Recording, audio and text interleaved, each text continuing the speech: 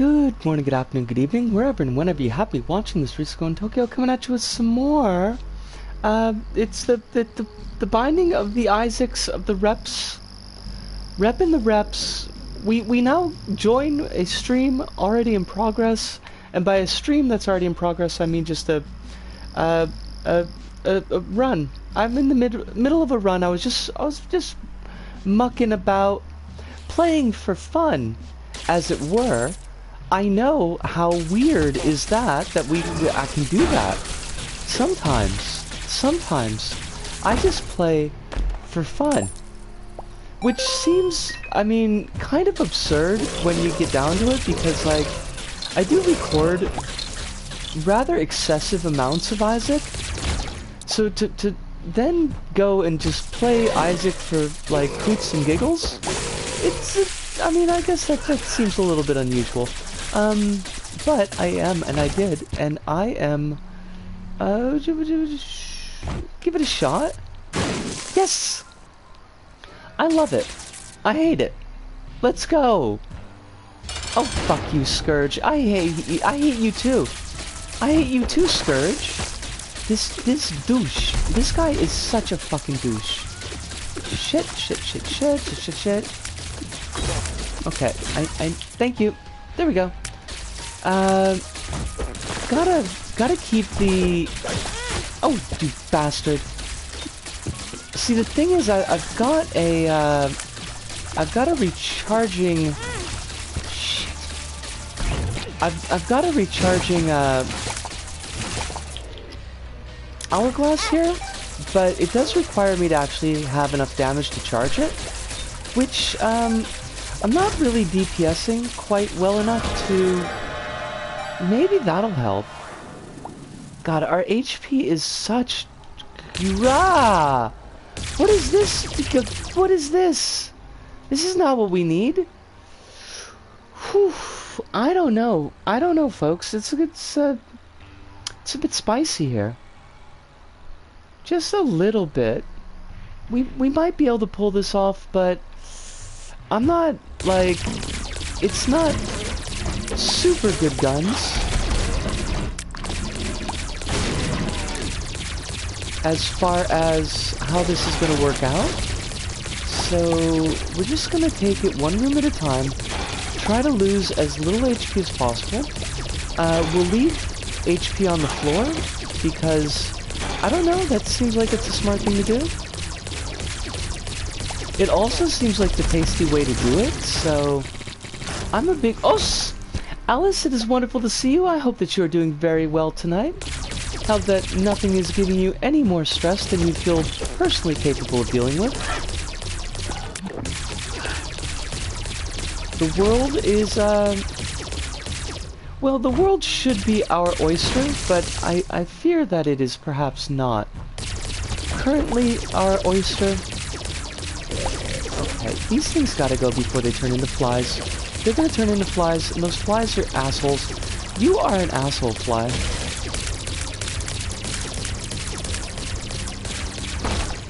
Now, we just have to find the way to the boss, and then come back and fetch our HP. Oh, shit. What?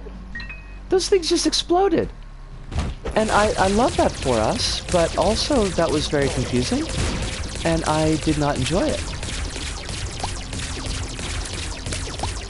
I need about 29% less confusion in my life.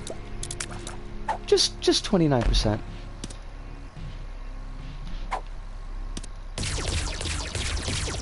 I don't know what Rainbow Worm is gonna do with what we've got, but give it a shot. I'm not liking our HP situation. I am not a fan of the HP. We do have 2 HP that's sitting on the floor just back there waiting for us. We'll see if that works out for us. It may or may not. I need to think about this. I need to think about this dead cat. It may be in our interest to pop the cat.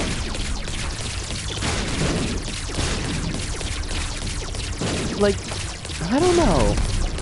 Because basically, popping the cat is kind of like a ±0 for us. Crow's foot, eh? Crow's foot is an idea. I don't know if it's a good idea, but it is an idea.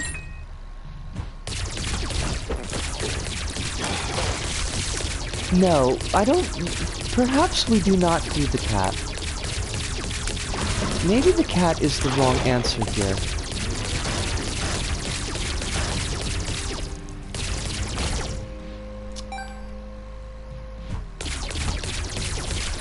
If we take the cat, we will be at 3 HP. If we do not take the cat, we will be at 4.5 HP. That seems to me like it indicates that we should not avail ourselves of the cat. Oh, fuck. Really? You're gonna teleport us? And that means the HP is probably gonna teleport all over the fucking map. I hate it. I do not need you, dead cat. I do not need you in my life. Grab you. Grab you. And, we're gonna throw it against the wall. Oh shit. That's not this room. This room was not what we needed. As usual, mistakes were made, but we will persevere. Like people who persevere. That's the plan, at least. We'll see how that works out for us. Now, I don't know, like, I think we just do it and see what happens. And if we die, we will die as we have lived, which is foolishly. And Mother is already slow. What happens if we slow Mother more? Does that even do anything? I honestly don't know. I don't think you can double slow things. But I'm gonna try, just because it amuses me, and it doesn't hurt to attempt.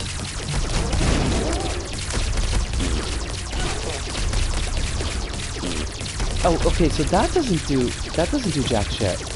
Good to know. Mother? Mother, no! Mother, I am afraid you must die. This is the way of it? The world is cruel and harsh. And you are destined to death.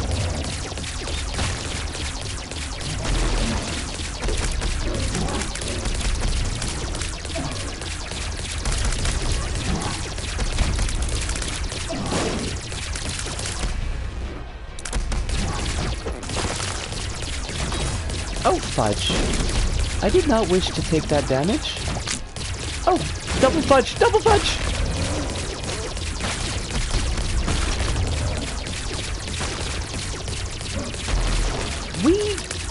I mean, there's good chance that we've got this. Oh shit.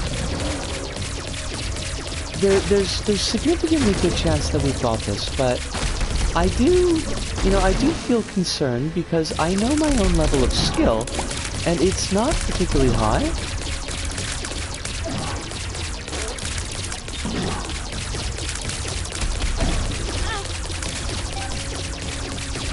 It is easy for me to take silly-ass damage like that.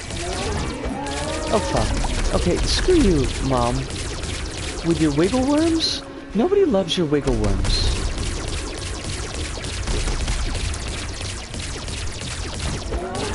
The Food and Drug Administration says no to wiggle worms, but yes to, yeah. Fancy us? TBB, sorted. As well, it ought to be. I feel, we got ring caps. Like, what the fuck? I mean, they're better than ring pops, but are they really? Where do we go?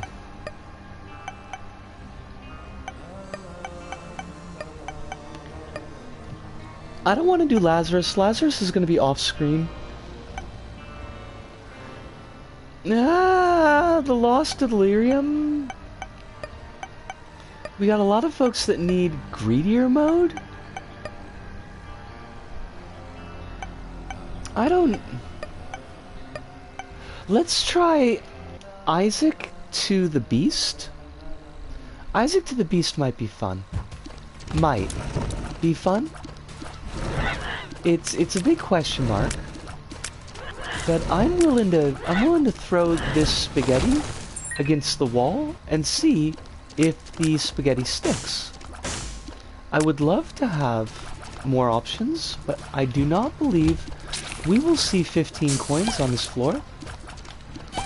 I think it's highly unlikely. Not impossible, but unlikely.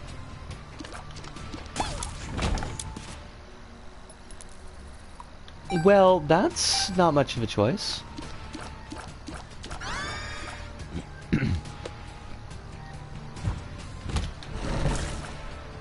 Leave us avail ourselves of the lung of the monstro. Easily one of the tastiest parts of the monstro.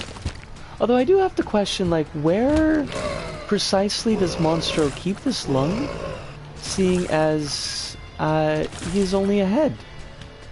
Just a very sad head. I would not know. I am not an anatomist. I am simply a failed anatomy. This flaw in my meat, through which, I don't know, I was gonna say something cool and witty, but it kind of fell apart on me. Let's go. Wait, no, this is not the direction we need to go in. Nisco, you've done Mother. Well, okay, what we could do is we can go for the knife piece. The knife piece could be, like, that could give us, that could give us a bit of an edge. I do feel kind of silly, though, that I made this mistake. To Isaac, of all characters.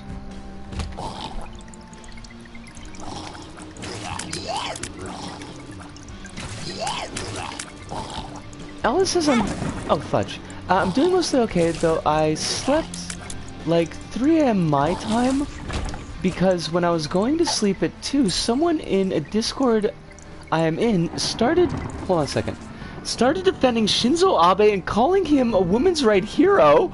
Oh my god.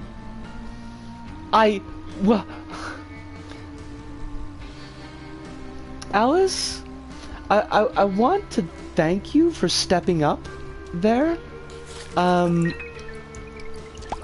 because I feel like, although it was not intended, you were representing me in spirit. Because I felt my blood pressure go up about 50,000 points reading what you just wrote. They really tried to paint our boy Shinzo as a defender of women's rights. And now that's happened, but it's still, every time I read that, like, here and there, it never ceases to shock me. 'Cause, like, that just ain't the way it was.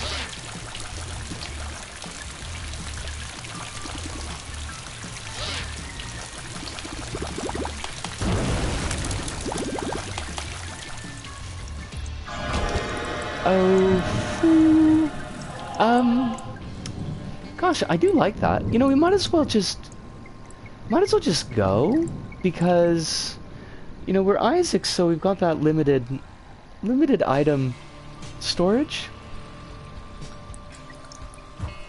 I'm trying to I'm not sure if they've actually done Shinzo's state funeral or not, there were a lot of people who were, like, kind of asking them not to. Be like, hey, let's not do a state funeral for this asshole. But, the government was pushing for it, and then we had this, like, massive spike in COVID, and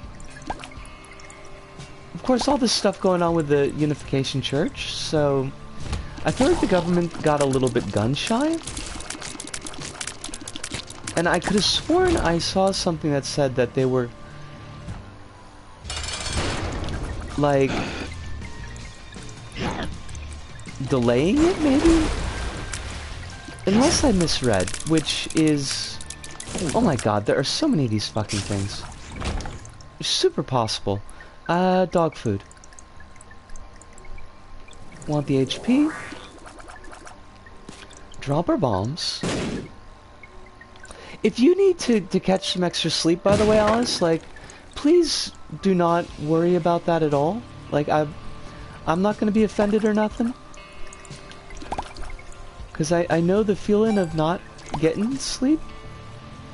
Especially when your body's kind of used to it. I don't know if your body's used to sleep. Mine has a complicated relationship with sleep. Which makes it sound so much cooler than it is. My sleep schedule is weird. That's super a mood. And I am right there with you with the weird sleep schedule. I feel like I have hysterical narcolepsy. Sometimes I sleep at 1 AM midnight, sometimes I sleep for like 3 weeks at 3 AM to 4. Yeah, that's in a similar spot to where I am. Oh fuck. We definitely want stopwatch. Now, Disco, you need to remember, do not forget this, you are not actually fighting Mother, you are fighting the beast. You are only doing this path to get the knife, at which point you're gonna fuck right off. I used to take sleeping pills for 2 years, but I stopped because I wanted to try sleeping without them, and it's been mixed results. I had a friend when I was doing teaching who used sleeping pills, and it was like, he really didn't, like, they kind of worked for him, where, like, he did get sleep, but he said that he never felt like it was a real deep, restful sleep.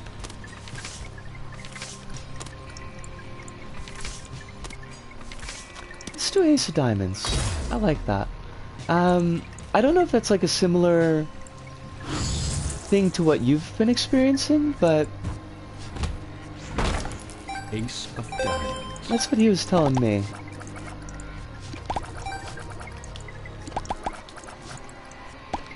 I've never tried sleeping pills, and, like, honestly, I kind of probably should. Or something, because, like, just, I don't know, even to just normalize the sleep schedule feels like it would be a good idea. Kinda, yeah, same thing. I would just sleep and wake up without feeling anything. That's weird.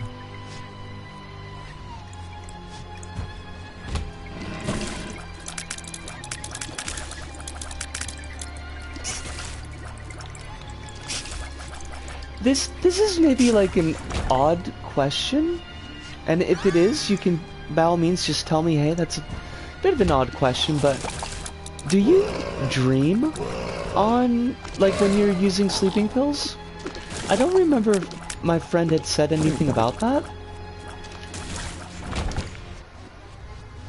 but I'm wondering if, like, that part of your sleep cycle is the same.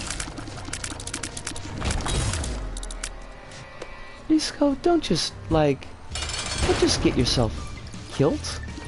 That would be silly. You do have dreams, okay.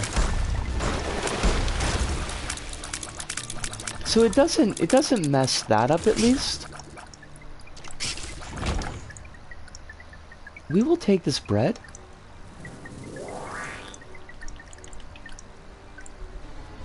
ABTB, always be taking bread. It was more just I would wake up, and even though I slept and had dreams, I would feel like I did not have any sleep. It was weird. That's like, I don't know, like that seems really creepy. Like, I would find that to be quite unnerving. I don't think I would enjoy that at all. But then, like, you've got the other hand. It's like, is that better or worse than not sleeping at all?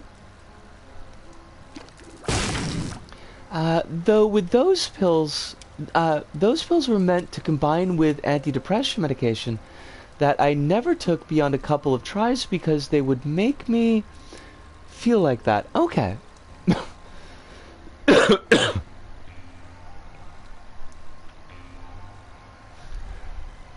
Would make me like death. Oh, that's not great.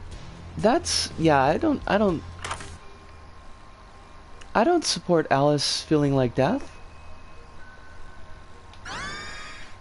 That seems bad. I'm gonna go with bad.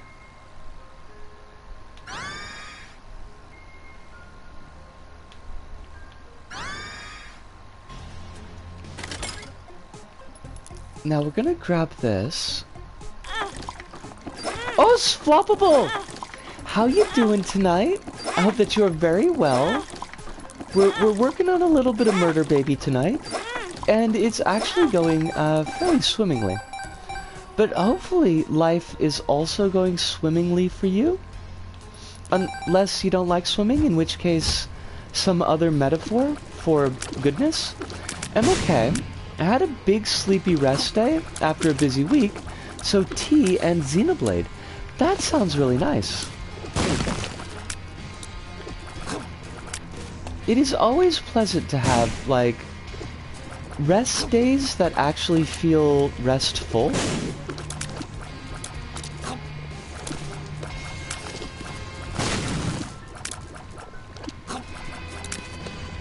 I had a bit of a... I don't know if it's precisely correct to say that it was a busy day, but it was a day for getting things done. Creme brulee tea. Fancy pants. I do not know very much about, like, tea or creme brulee, so I'm just gonna assume that this is amazing.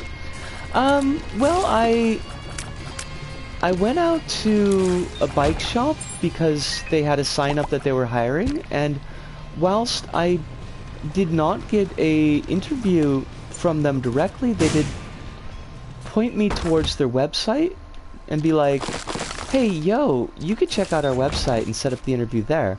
So, information obtained, and that's always a good thing. I did a bunch of Isaac recording. Drink a lot of teas that are basically drinkable candy. That sounds extremely fancy, and I love it. And also, thank you for the wishes of good luck. I appreciate that an awful lot. Got a lot of Isaac recording done, and got all of those videos rendered, which is always good. Re-recorded my outro for my Little Big Planet show, and did all the editing work for it, which is at the last minute, because it's due to go live tomorrow. But I'm really glad I got it finished. Like, lots of little stuff, but little stuff that needed to get done, so not complaining about it.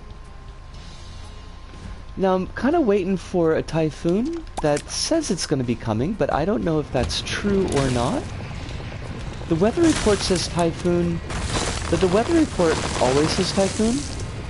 It adds up. Thank you. Thank you very much. And it does add up. But it's good just to, like, to get stuff accomplished. even if it's not necessarily like what needs to be accomplished, it still is a thing that is being gotten done, and that can help, I find.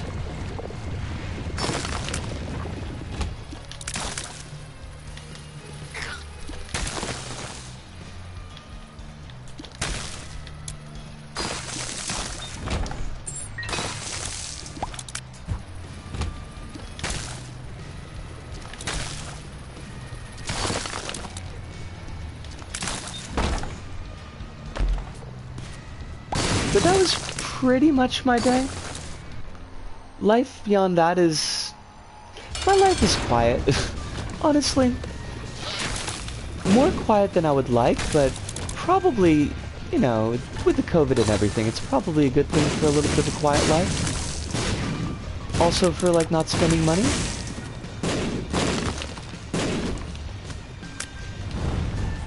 And hey, even small achievements can mean a lot when it's a high-paying day, but you got the vacuuming done. It's an achievement unto itself. That's a really big mood. That's a really big mood.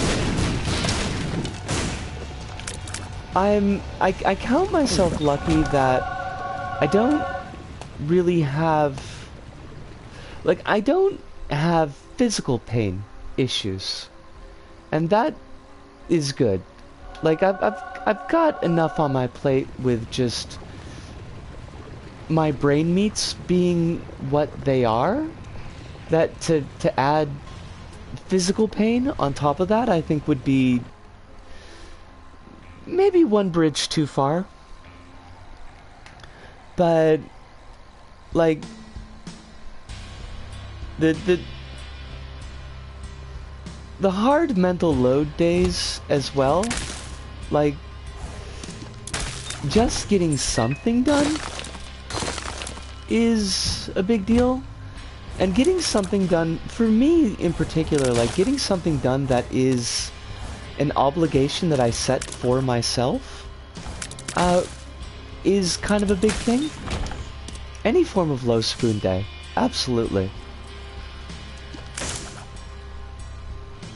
Like I don't make any money off of my videos, like it's purely a promise that I've kind of made to myself and to the folks who watch them, that like I'll upload these videos, you know, every Friday. They're gonna get done, there'll be a new video up, and I've been able to kind of keep to that promise, and that in itself has been meaningful to me.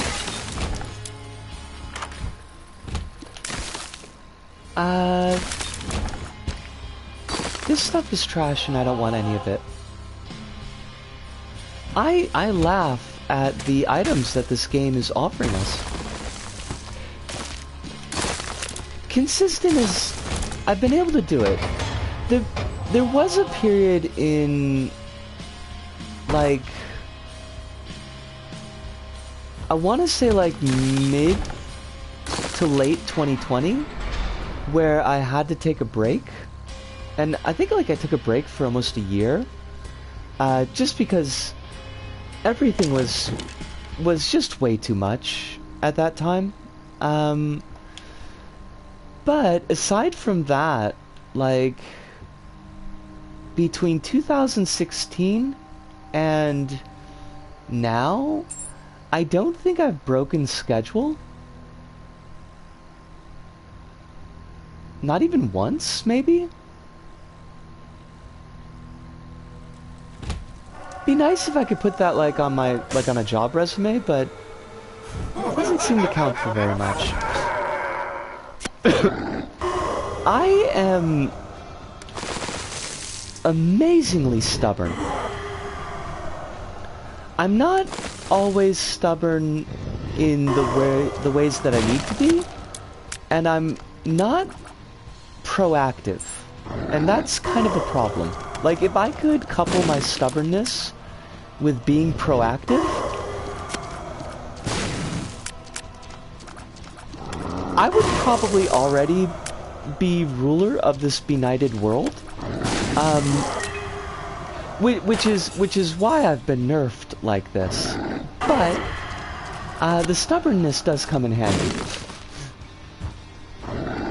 Focus and weaponize the stubbornness. I mean, if I could manage that trick, I would be the most dangerous person that I know. 'Cause I'm awful goddamn stubborn.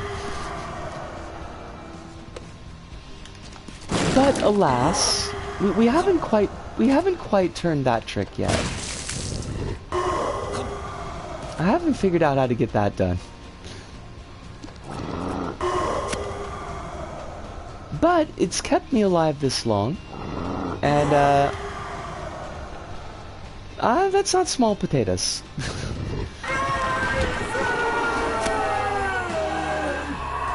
Okay, now Risco, remember, you're not going to the special door, you're not going to the pain door.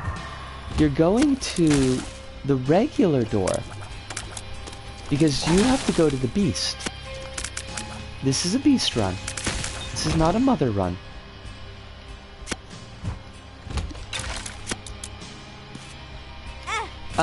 Why did I do that? That was... I like just walked into that damage, like it would just be fun, I guess. Damage and good times. We love it. Come here. Come here.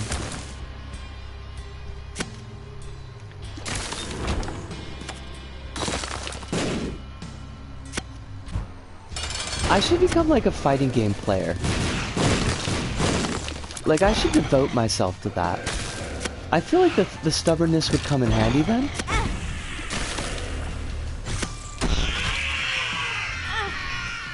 I am very interested in, like, getting Strive one of these days.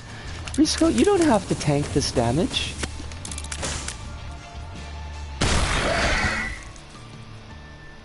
I mean, it's not just because of, Bridget, but Bridget definitely... Oh, fudge! I completely missed the auto mod. I am so sorry. Floppable, I am so super sorry about that. Not gonna lie, the skill I'm working on is be real grump when necessary, even if it means I'm coming across as bitchy. It's to enforce those boundaries. That's really important. And that's... I think... I mean, it's not a skill that I feel like I myself have either. So, like, I definitely see where you're coming from. But I feel like it's a really hard skill to balance. Because there are a lot of people that will read any form of boundary making as being shitty, even when it's completely justified. But the flip side of that is, like, it makes it kind of difficult to figure out how to set healthy boundaries in the first place. Because you're not... Unless you're, like, with people that, like, you can trust, it's hard to get appropriate feedback.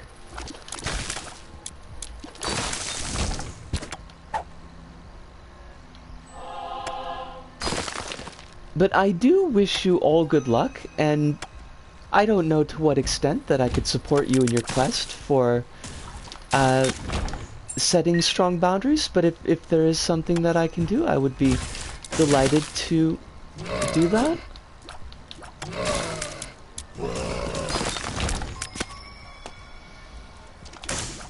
It always makes me happy when good people are improving on the axes that they feel are important.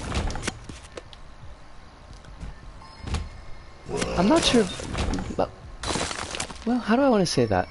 Like, there are a lot of improvements that are demanded of us by social situations, work, family sometimes, that are kind of bullshit, you know? Like, think about all the people that will be like, oh, you should lose weight for any health problem that you happen to have, regardless of whether or not you actually need or feel like you need to lose weight, but that's like their advice, like improve in this direction. And that's kind of bullshit. But when a person sets for themselves an improvement that they want to make, and that they're able to make that improvement, like, that's like really super cool. That one's total BS. That one is total BS. That is a very shitty piece of advice, but it's like, it seems like the go-to advice for a lot of people.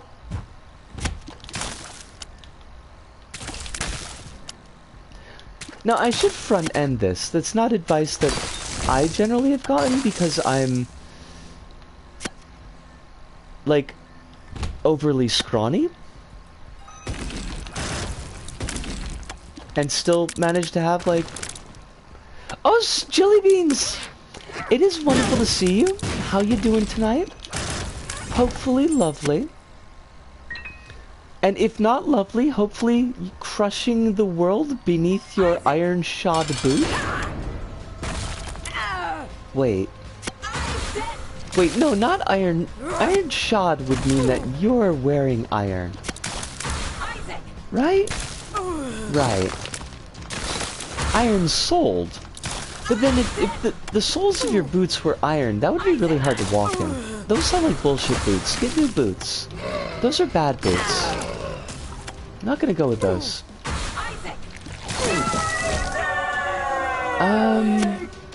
Well, I mean, I guess it doesn't matter which one we take, because we gotta get rid of it anyways.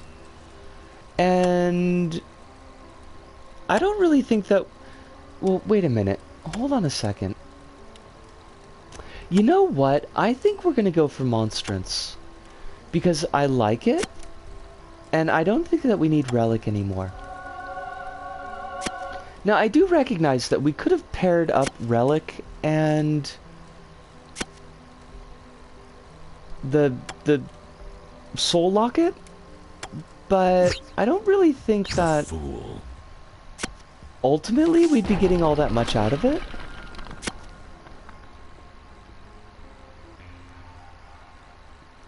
I'm thinking way too much about a run that's like probably already won. Isaac is a game that I am totally hopeless at, but it's weirdly addictive. Honestly, yeah.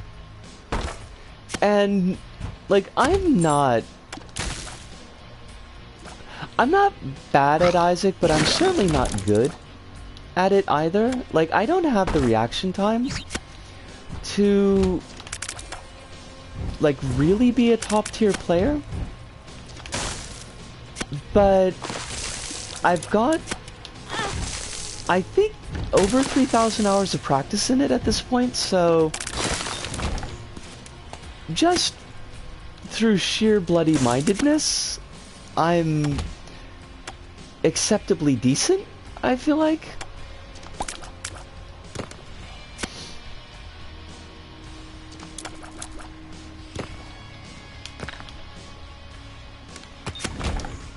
I wonder actually, like, how many hours of Isaac I've got in total? Because it's split up over all sorts of systems.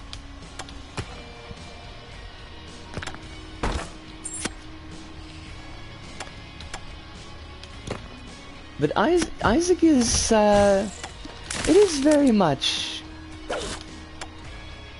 a game that can just take up residence in the dome piece.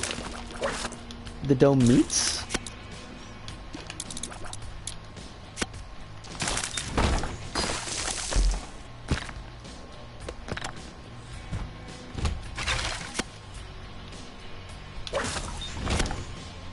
Trying to think how many Isaac came out, like, I don't know when Vanilla Isaac came out, but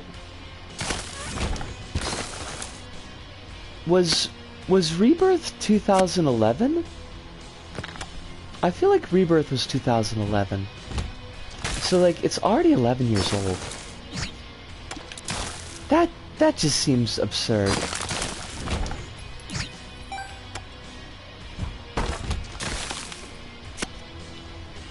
I've been playing Little Big Planet longer, but I don't know if I've been playing Little Big Planet more.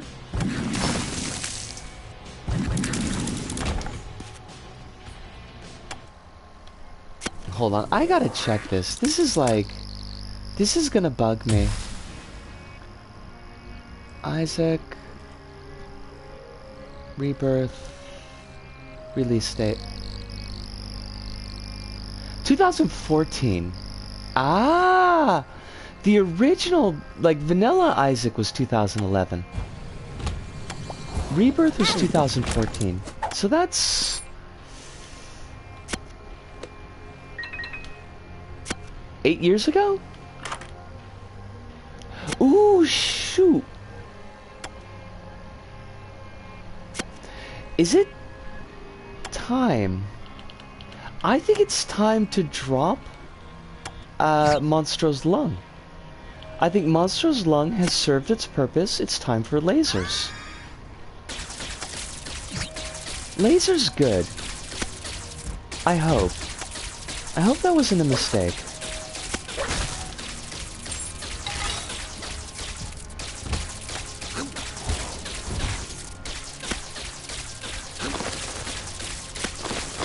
I feel like lasers is the right direction, though.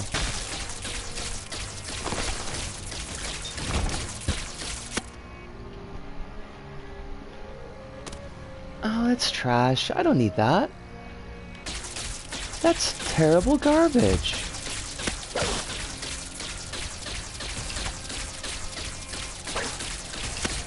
I wish I felt confident enough to drop Stopwatch, because I feel like Monstro's Lung and technology is actually pretty good.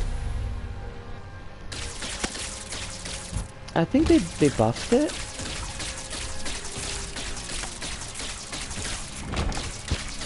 It does like this storm of like a spray of electricity in front of you. And that's kind of nifty. Destructive and disturbed, just like his father. Look at who he has to look up to. You're drunk again, aren't you? Shut up! Shut up! You just keep pushing me like this. Yeah. I'm leaving. Good! Leave! We'll be fine without you. Abandon us like you've abandoned yourself.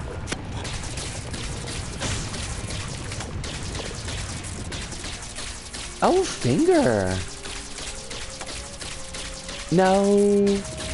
Finger's not the right one for us. We're gonna just let Finger go. Finger's pretty schwepped, but it's not the kind of schwepp that we need.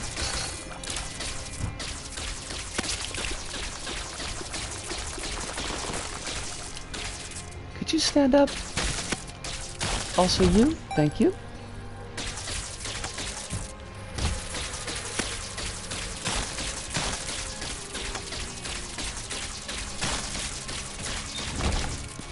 I can't remember if you said Floppable, but did you have the Isaac DLCs, or did you just stick with Rebirth?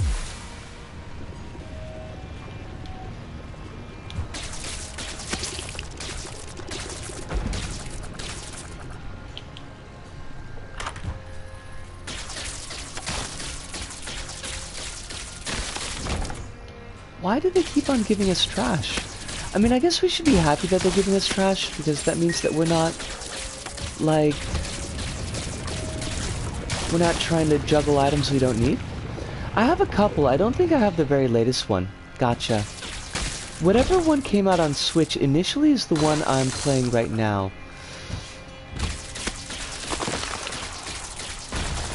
Let me think.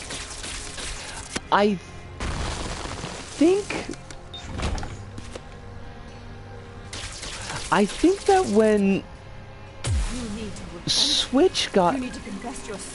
When it got released for Switch, I think it was already up to Afterbirth Plus. So you might be... Okay, so you're just like one DLC behind, basically. Although it's a very chunky DLC, so I can understand not, like, necessarily jumping right into it.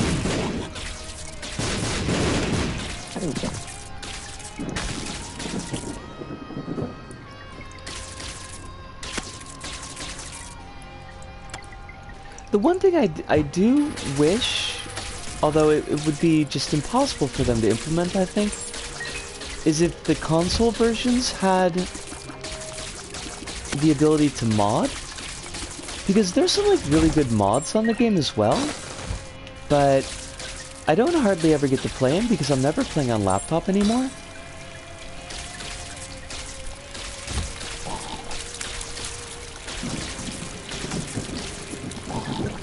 Although Isaac is one of the few games I can play on laptop, so I probably should a little bit more often just to see how the mods are doing these days.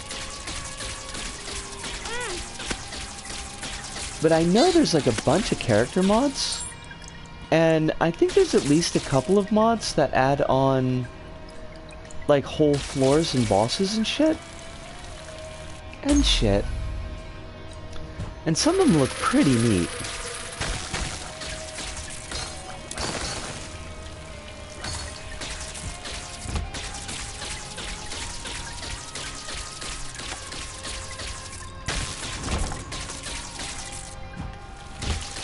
I mean, even this DLC was originally...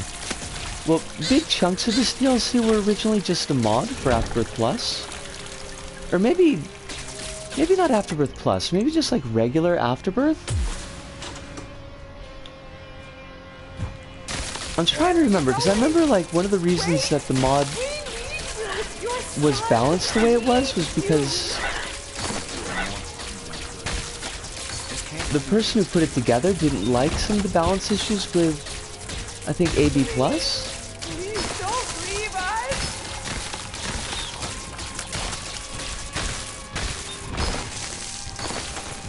But I can't remember, like, where it forks.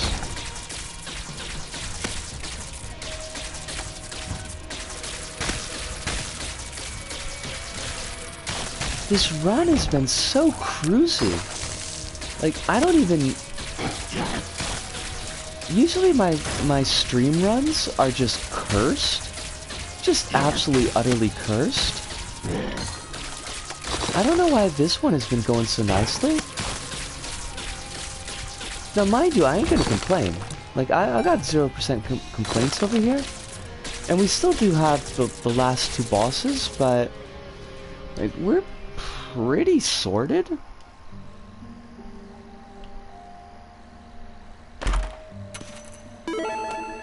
I will take your bombs. I'll take your bombs. I will give them a home. Does it really matter which one we take? I guess not really. Well, we should take Hierophant because Curse of the Vampire will give us back HP, like Red Heart HP. I really like the Tears Up. But I think we just send it.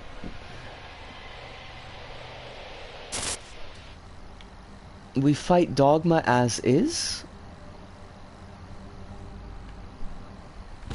Dogma Cross. I love this boss. The boss look is great. The fight itself is pretty fun. Also not bullshit, which is appreciated.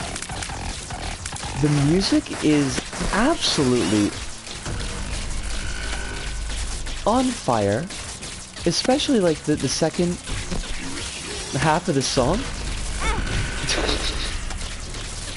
I prefer Cat Dad over Dogma. Quill, it is wonderful as always to have you here. I hope that you are doing exceptionally well. I hope life is being very kind to you. And that you didn't go to the wrong workplace.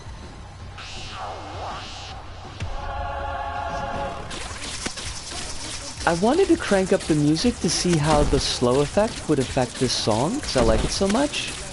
And my headphones being what they are, just decided to take that and reverse it and be like, okay, how about no music?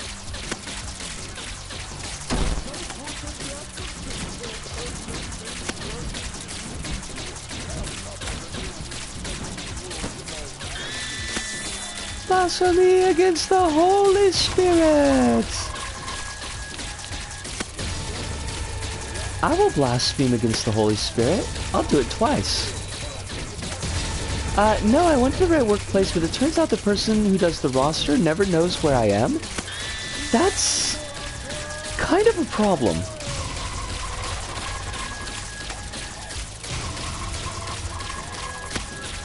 Like, are they putting you on at the wrong spots?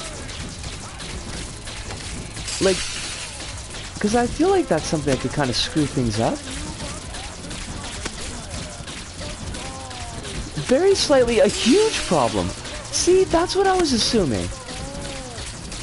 That seems like, yeah, that seems like an issue.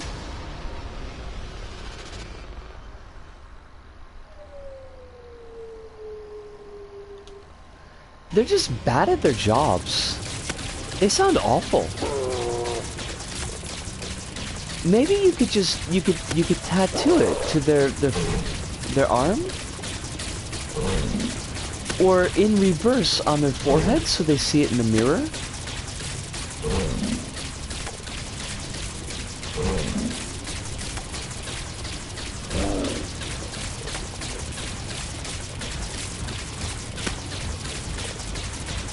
I mean, we always want to be helpful, you know?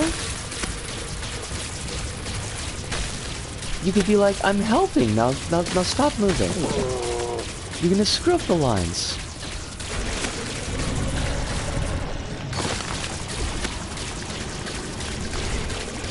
Oh, fudge. I didn't want to take that damage, that was bullshit damage. I just go where I'm asked, and it's their problem if that's wrong. Yes!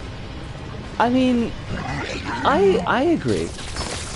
Just as long as that it's not getting turned back on you. Which would be unfair and not your fault. But I have found that that doesn't always stop bullshit. And I'm very invested in you not having to eat very much bullshit.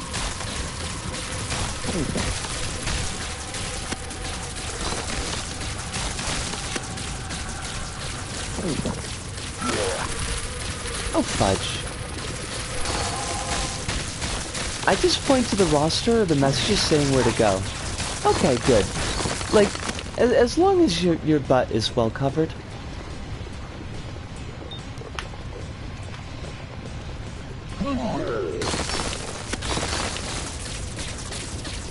War! Huh. Good God, y'all. What is it good for? These giant fucking bombs. Say it again. Good to know that when the bomb is being held, it has no hitbox. I never had an opportunity to test that before, so I think that's pretty cool. My friend, that was pretty jerky. If they want to be shit, then they'll have to deal with me taking it to the Fair Work Omnibudsman. I don't know what an Omnibudsman is, but it sounds really cool. And I'm glad that you have access to one. Like, it's a word that I've heard before, but I honestly don't know what it is. Is it like a rep?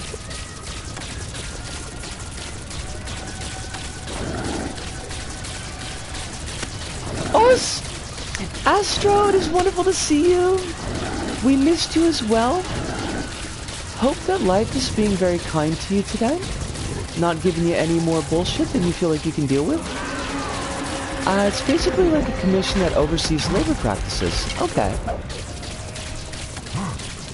And I guess they just gave themselves the fanciest name because they could. I mean, to be honest, that's what I would do. If I could name my own position, I would definitely give myself, like, a badass title.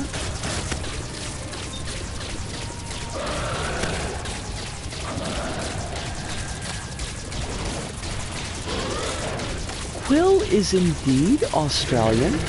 Is that, like, a more common term in Oz? Also, you know what? I should have checked. I should have checked if that was okay for me to mention Quill. Like, you have mentioned it on stream, so I kind of just assumed, and I shouldn't. Assume?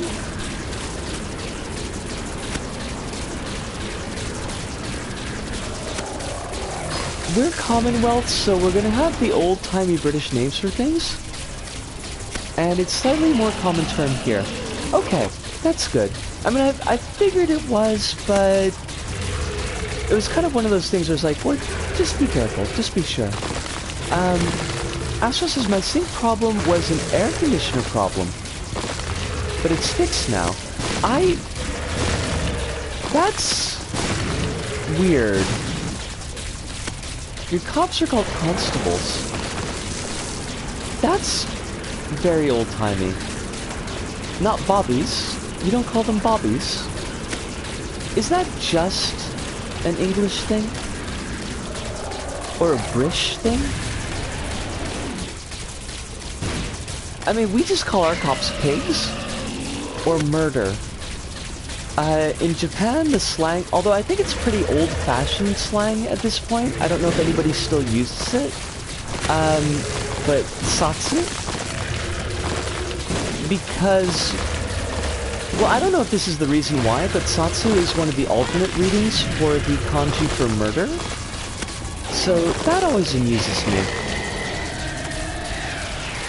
Although, granted, I'm very easily amused. It refers to the guy who, invented the London police. Robert Peel? That is Robert Peel, right?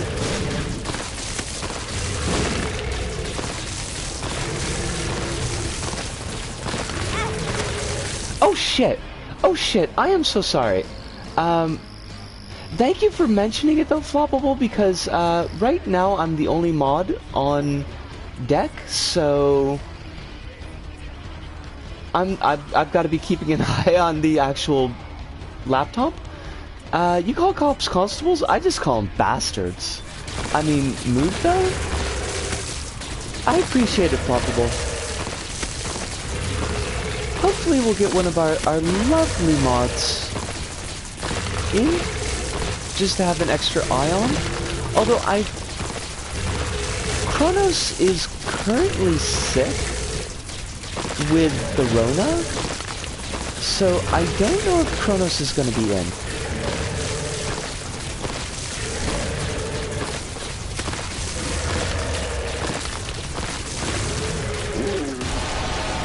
And personally, I wouldn't want Kronos to be in unless he was feeling up to it, like...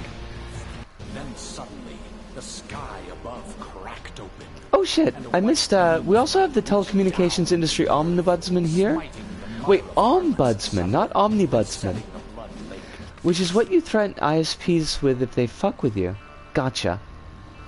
Yeah, like... I know Kronos went to the anime convention, and that's likely where he picked it up. I'm not gonna give him any guff for it. And I would ask no one to give Kronos guff for it. But did end up getting the Rona. So I'm keeping my toes crossed that it's a light case. I'd rather not see him have to deal with more stress than he already has to deal with. Now, I am going to take a really quick pause here and grab myself a bit of a stretch, some orange juice, make up some coffee, and have a cigarette. I will be back in a couple of minutes. Let me just quick catch these last two. Screw that. The fault of conventions becoming hotspots lies often with the organizers, not the folks who put their trust in them. That's a big thing. Like, yes, it's a big messy topic, and I don't want to pick it apart like right here because I don't have all the. Hi, words flew right out of my skull. Well, okay, set that aside. Astro says, yes, it was weird. There was a pipe that was cold instead of being warm, and something condensation, something it drains into the sink. Oh. That's... like... I kinda get it. I mean, I get it in concept, but it seems weird that it was set up in a way that would, allow for that to happen. But at the very least, you've got it sorted, because that's important. But yes, let me take my really quick break. Let me get my stretch. I will be back in 3 minutes or so.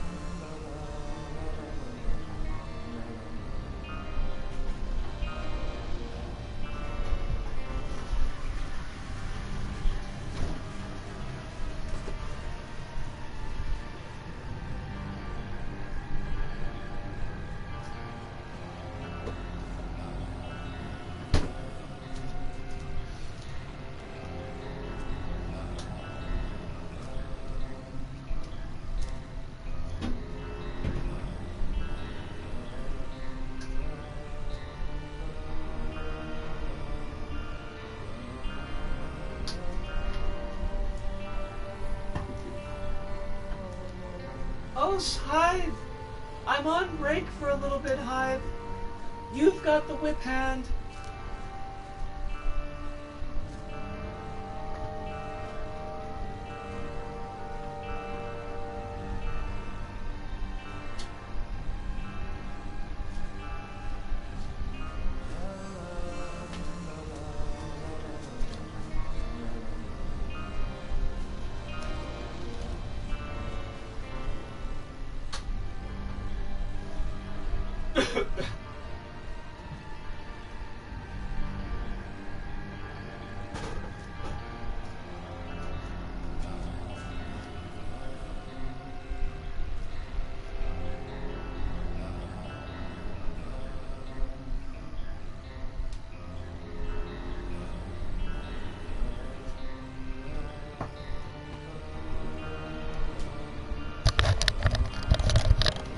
Alright, I am still on break, but I figured out I would just have my cigarette while I was waiting here. Hive says I've got the con. What does that mean? What is the con? And is it important that it's got double N? Or is that supposed to be corn, and I'm just misreading it? Also, wait, that's not like a misspelling of like you don't have like the plague, do you? That's not like okay. Because I kind of got worried for just a second. Also, Astro, I kind of wanted to ask, like, because being in Japan has completely skewed my perception of this, but when you say that your building is old, is it like old for the US old or old for Japan old? Because a lot of times, like, when somebody says a building is old here in Japan, it's like, was built in 1980? Like, my last apartment was considered old and it was built in 85. The captains say that when they leave the bridge and hand control over to another officer. Gotcha. Okay. I just got worried because, like, with Kronos being sick, and then I was worried that maybe you were sick too, and... It was built in the 50s. That's old. That's definitely actually old. It would definitely be old here. I think the oldest place that I've been in is that school that we demolished. And that was pre-war, but I don't know if it was like long pre-war. It's maybe like 30s, 1930s, but Alice is shaking my head. Not old in European terms, which means this place was built 200 years in the past. I mean, so the thing is that it feels like, at least, 90% of the Japanese domestic economy is built on construction, which means that the buildings tend to be substandard and are meant to be torn down, and then just like the next set is built back up. So, like, yeah, if you're in a building that's like built in the 80s, it's probably a piece of shit. There is a stream tomorrow. Jill, we're probably going to do LBP, but I hope that you have a wonderful day at work. I hope that there's not more stress going on at work than you feel like you can deal with at the moment, and we look forward to seeing you then. Yes. Kronos says... Kronos knocked it. Hive says not sick as much as headaches. Please do take care, Hive, and if you do feel like you need to take a break or just get some early rest, please absolutely do so. Does it have anything to do with Japan having a lot of natural disasters? I don't know. I do know that post Kobe earthquake, so that was, what, 94? That they did update their building codes to be more earthquake resistant. So, but I don't think like they're building with the intent that, at least not in modern construction, that they're building with the intent that these buildings will be knocked over. Because when that did happen in Kobe, there was like a lot of the deaths came because the buildings shouldn't have fallen down, but they did. Alice says the first house I lived in was built in 1910, which is why I couldn't have internet. It was literally falling apart. Rain would pour into that house because the roof was decaying. That's definitely a mood. Flopple said you get it built, then eventually if you sell, the new folks tear it down and build a new one. Well, like with houses, yes, definitely Flopple. Like, it's weird because it's the opposite of the States, where the house is seen as, or at least was seen, I don't know what the market's like these days, I heard it's pretty much shit, where the house is seen as an investment that would accrue value, whereas in Japan, the house is basically like a car, where as soon as you move in, it starts to depreciate. The land is what retains the value, because the assumption is that the next owners will demolish the house and build up their own house on that land. But you get a lot of places now where it's like they can't afford the demolition costs, and so they can't sell the house. In AU, the house is seen as an investment too. Yeah, like houses are not an investment here. The Hive's tax system also makes houses an investment. Okay? Yeah, it's really wonky, especially coming from the US. We keep getting so many annoying real estate agents. All are like, please sell. And if you're gonna sell, wring them dry. Absolutely wring them dry. What do we do now?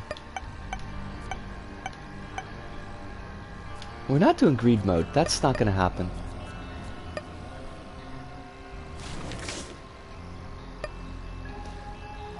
Barely. Property tax in some places makes houses not an investment anymore.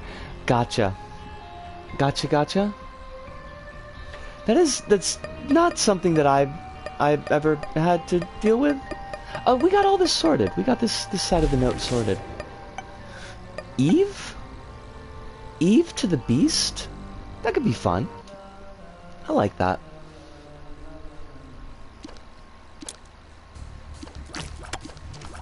The last time I was in, like, a house, it was my folks' house, and, that's gone now. That got sold so they could move in with my brother. I mean, my brother's house is a duplex, so it's kind of set up that way, but still. Alice says, houses here are seen as a symbol of family heritage or as something to buy and sell, both because it's basically impossible for people to buy or even rent a single house for 90% of people here, so the only way to get one is to have family who own them or be mega rich. Huh. Hi says if we get tax rebates if we're losing money on our property, to put it simply. That's weird? I mean, I guess? I don't really understand how all of that works. But I don't really make enough money to pay any taxes, hardly at all. Well, that's not true. They charge me taxes, but I have not paid them.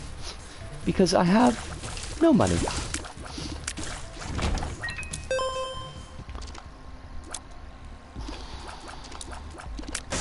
We should... Dreamcatcher would be really good, though. Even if it is an appropriative piece of appropriation that probably shouldn't be in the game, as an item, it's a really good item.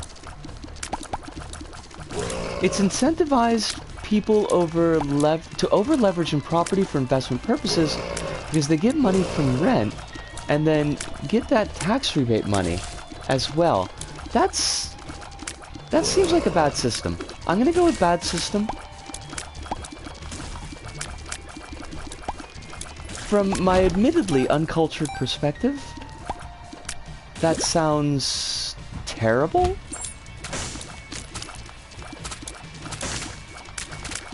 Now, do we get silly and do the alt path to get the knife? And honestly, I think the answer is no. Because it's kind of a pain in the ass. Taxpayer basically buys houses for landlords. I hate that! Now I hate this system. When do we get to lynch the landlords? I feel like the dead Kennedys were very, they were very upfront about that. That was, we're supposed to be doing that, is the thing. I don't think that Jello Biafra would have lied to us. So clearly something is wrong. For reference, we've been under conservative rule for a long time. Okay, that makes a lot of sense. I mean, it makes somebody a lot of dollars and cents. I hate that I said that, but, you know... It seemed funny at the time. I'm gonna go with it seemed funny at the time. Conservative rule or conservative misrule? It also incentivizes people to vote against any government that wants to do away with it, so people can afford houses. Oh, hold on. I'm gonna have to let me kill this dude hive, and I will check what you just said. Murder must happen before revolution.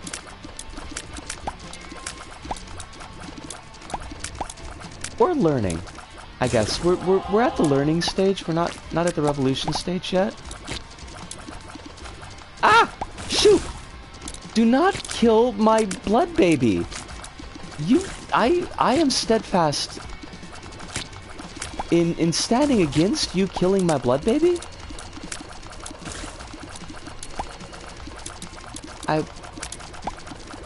But it would be easier if my blood babies didn't get, like, all horked up the way they do. Okay, what did I miss?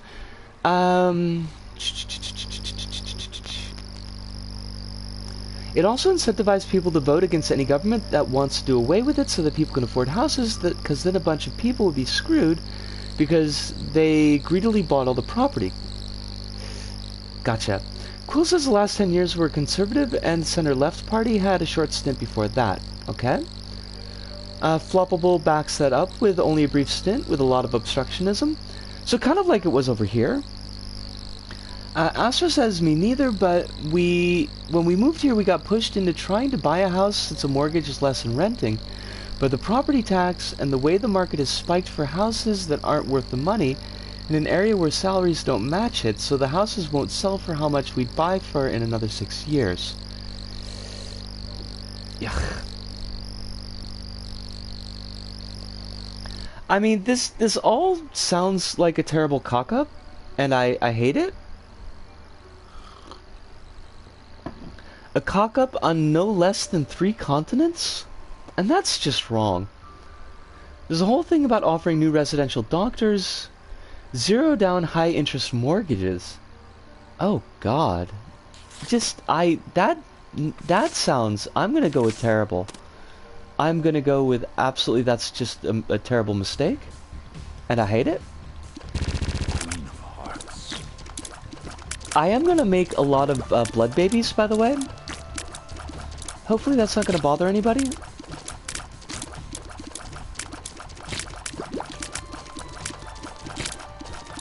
The 20+ years of conservative rule has resulted in one good thing, and that was the gun control. Were the conservatives worried that the people would, like, actually rise up with the guns? Because that seems like the only way that you would get conservatives to do gun control.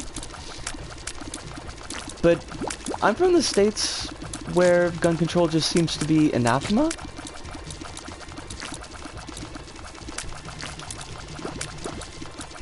It was actually a very good faith response to one of the deadliest mass shootings at the time.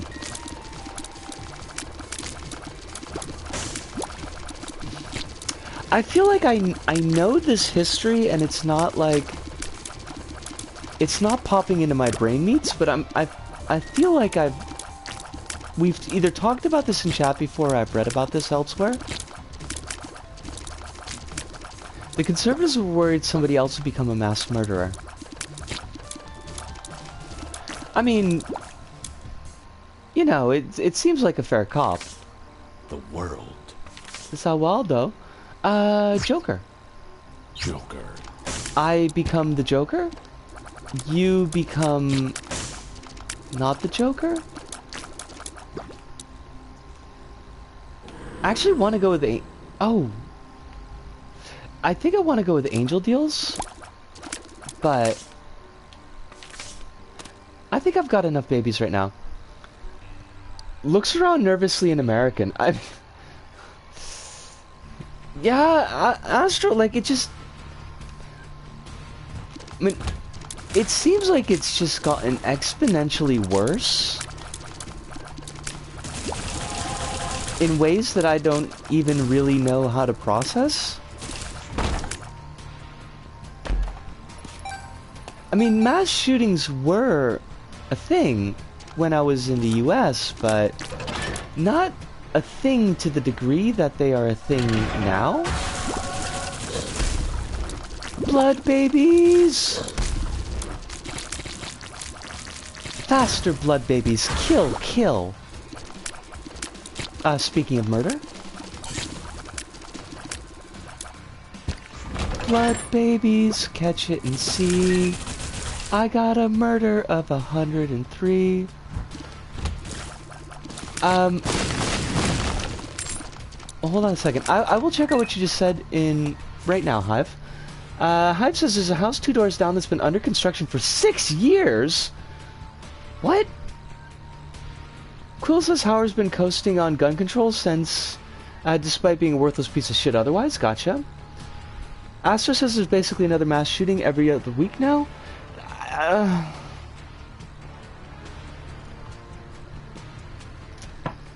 I guess you just kind of have to, Astro. I don't know, like, how you... Not you, but you as kind of like a general human you can function in those kind of conditions. Because that's just... I mean, it's frankly absurd. Flopple says now the Conservative opposition leader is Peter Dutton, who was in talks to change gun laws. Ick. And Quill says I grew up near a petrol station that was being built for 30 years and then it got demolished before it was half done. I don't know how to respond to any of that, honestly. Peter Dutton, fascist ex-cop boss. I don't love that. Judgment. At all. I am not, in fact, a fan. Oh, shit. Yes, but this is such a mistake. But also, yes, but this is such a mistake. We are rocking the almond milk, which just basically means we're going to be all tears all the time. I would really like to have Birthright, but I don't think... Is there any way we can get it? We've got one bomb. I'm gonna throw the dice and say the secret room is here. A couple weeks ago, we got an email from the apartment building saying, stay inside, police situation being handled. If you are not home, don't come home. Like a month ago. Jesus! Astro! I mean... I don't know, this feels like a silly thing to say, but... it's at least meant honestly. I do hope that you're taking whatever steps are... within your power to stay safe. Because holy fuck. It was like a month ago, not a couple weeks ago. That doesn't make it better.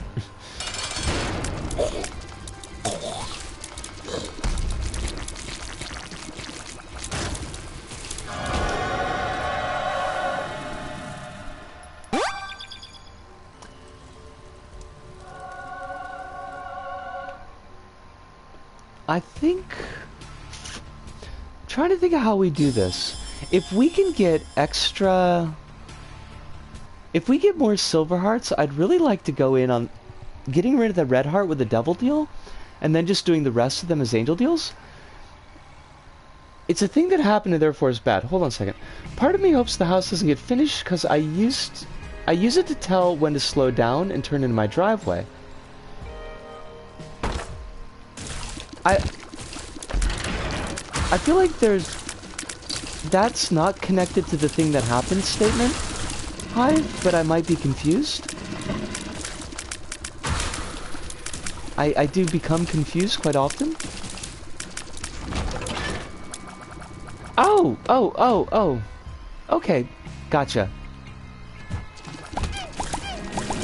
I am on the trolley, Astro, and I don't even know, to be honest, what to do for safety here.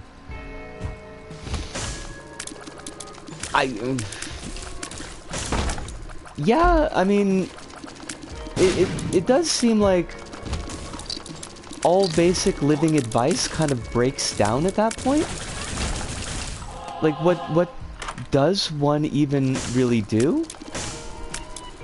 I was confused by 3 conversations happening at the same time. I mean, let's be honest, Hive. I can be confused by 1 conversation happening at the same time.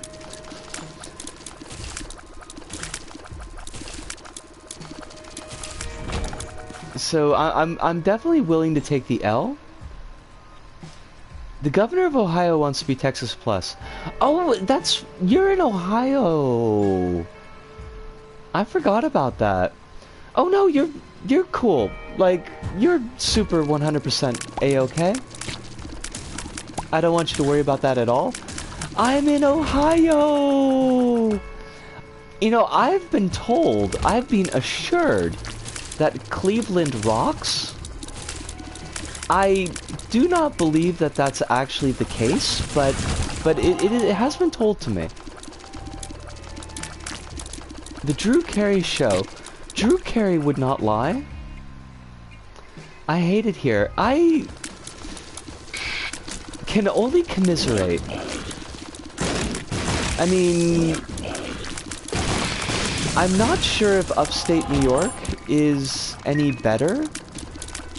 That's where I spent most, well, a good chunk of my life before I came to Japan. It was certainly pretty, but I've driven across Ohio and it's not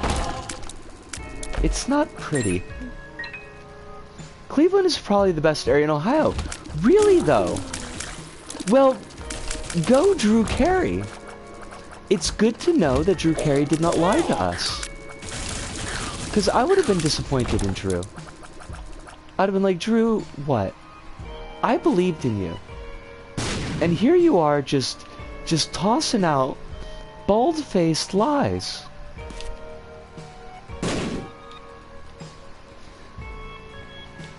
I literally remember nothing about Drew Carey except for the fact that he had his own show, and I think he was in the Marines at some point. It's a baby Chicago. Now, I have driven across Chicago many times on the route between Milwaukee and New York, and now I'm looking at Chicago from the perspective of somebody who is just experiencing it in transit. I hate Chicago so much. I'm sure, like, Chicago as a place is wonderful, but Chicago as a series of highways that you have to go through to get out of it is just, it's so bad. Like, it takes hours to get through Chicago. And these are highways. It's like, that doesn't make any sense. That's not how that works.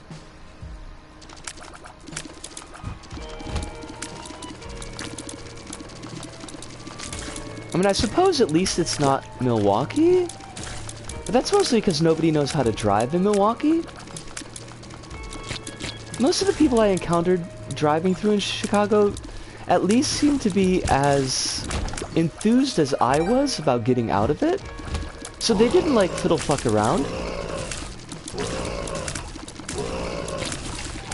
I'm loving these 74 little dudes you've got chilling with you. These are my blood babies, Quill. Tainted Eve makes the blood babies.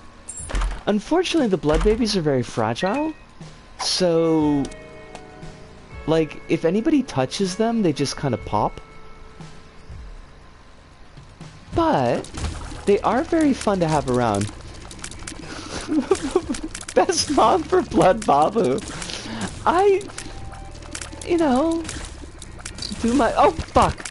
See that bastard just killing our blood babies. I hate it. Relatives in Chicago took me to eat pizza and told me that the pizza I liked, New York slices, were trash in comparison. I was served an expensive pizza soup in a bread bowl pretending to be a pizza. I was not impressed. That is a mood. Hi.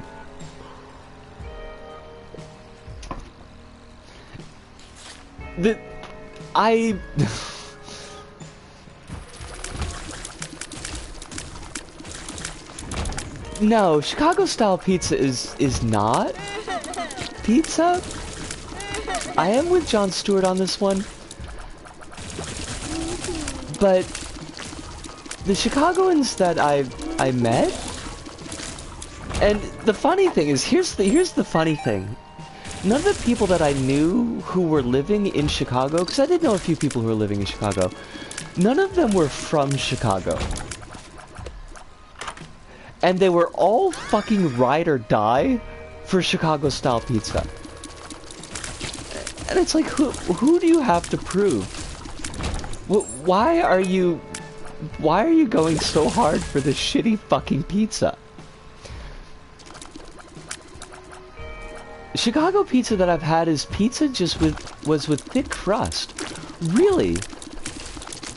Because every Chicago pizza I've had or seen has been like, it's been a pizza soup.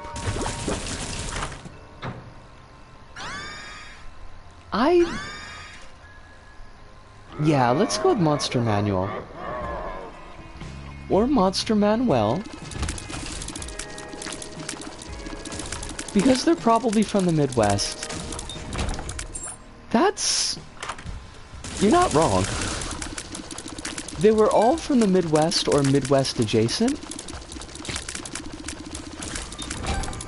Which is to say upstate New York. Definitely want to hold on to that. I have a dream of when I visit next year, my family in America in New Jersey and I will look for the worst food place in America and try them. Chuck E. Cheese. Chuck E. Cheese is pretty awful. I don't know if any exist anymore. Applebee's is pretty gross. But Ruby Tuesdays I feel like is worse. Because Ruby Tuesdays is like Applebee's with aspersions to grandeur. I am so lost because this map is a garbage map and it hates us.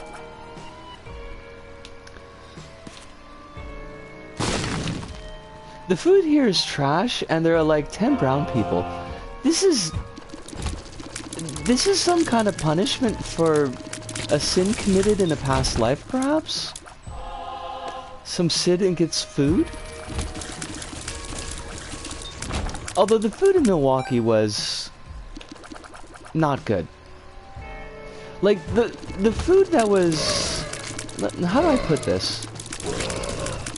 The food that was trash and knew that it was trash was great. Like George Webb's? George Webb's is awful food, but it knew that it was awful food, and it leaned into that. Real chili, also? I mean, not good. Not probably as point of fact real chili, but for that was in fact fantastic. But any of the other food was just like, it was not great. This fucker's gonna kill all my blood babies, and I hate it. We do stand unapologetically trashy craving foods. Well, George Webb's is kind of like a... It's just like a local hamburger joint. Like, it's not... It's like extremely greasy. It's got a morning menu that put my ex-girlfriend into quite possibly food poisoning and sunstroke. But was also like just was really good when you were really drunk or hungover, which was not uncommon for us. Don't worry, you won't have to travel far. Jersey food is also trash, unless you go to an ethnic Italian place.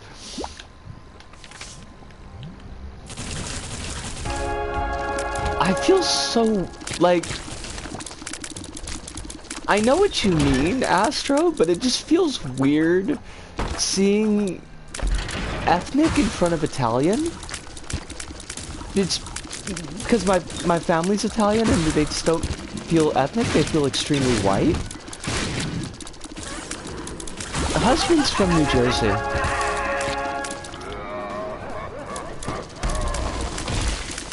Were part of the wedding vows that you had to promise to take your husband out of New Jersey? White people don't think Italians are white. I mean,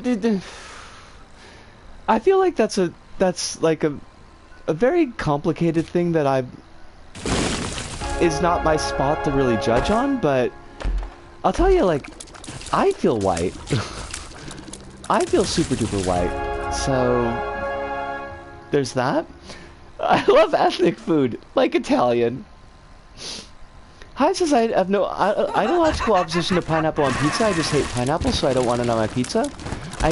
Oh, fudge. Hold on, I'll look at the rest of that in a second. God! Stop! My babies are all dead! You have killed my babies! You fuckers! You absolute fuckers! I must revenge. I must have revenge for my babies. What I do have an ideological opposition to is Chicago-style pizza soup. I mean, that's fair, Hive? Hive, have you seen Jon Stewart's, whole spiel about Chicago deep dish pizza? Because it's a thing. It's hilarious, and I love it, but it's like a total thing. I mean, like, actual Italian food from recent immigrants, not fifth-generation Italians, who are pretty much American. Yeah, that's fair.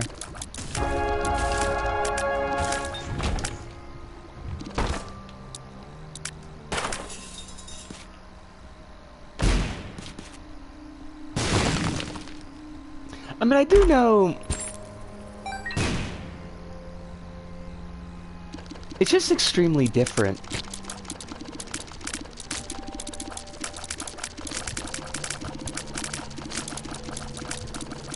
I'm not sure if that's, like, to me or if that's about the onions. Because somebody mentioned onions on pizza. I have feelings about that.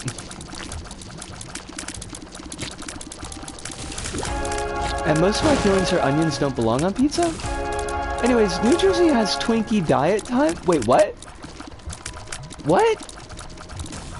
What does that mean, Hive? Oh, it was to me. Okay. Fair enough, fair enough. I was confused again.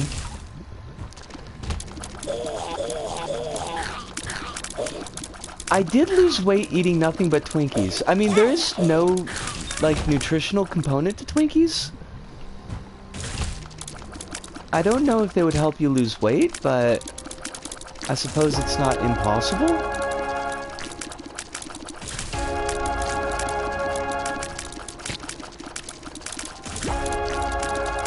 I keep on having to scoop up my blood babies because it keeps on wanting to take my HP. Being given a pizza with onions is going to turn me into the Joker? Now, are they fried onions? Are they like onion ring onions? Because I would not be pleased with that. I would be quite displeased.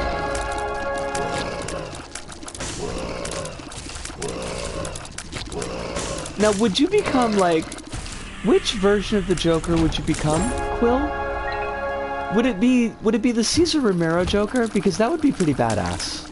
I might give you onions on pizza just for that. As long as it's not the Jared Leto version, I think we're pretty safe. Onions under the cheese that are half raw, I hate it! I hate it! Oh my god, my toes just started fucking curling! Quill! Why? Why would you say that? Why would you say that? That's like describing a crime scene. That shit's not cool. That's not cool at all. I'm okay with onions on pizza, but I'm a fiend for onions. I mean, the onions are yummy. It's just not like that. Not like that. God. This run is such a struggle. I would be all the Jokers at once as a DID system that all hate onions on pizza.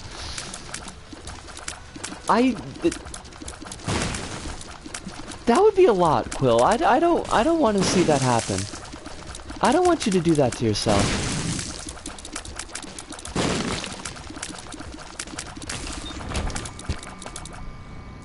Onions have improved many meals, specifically raw onions. Okay. Like... Alright. I should put on my serious hat for a moment. And the serious hat says that I really don't want to yuck anybody's yum as far as it comes for food. I know everybody's got different bits of taste.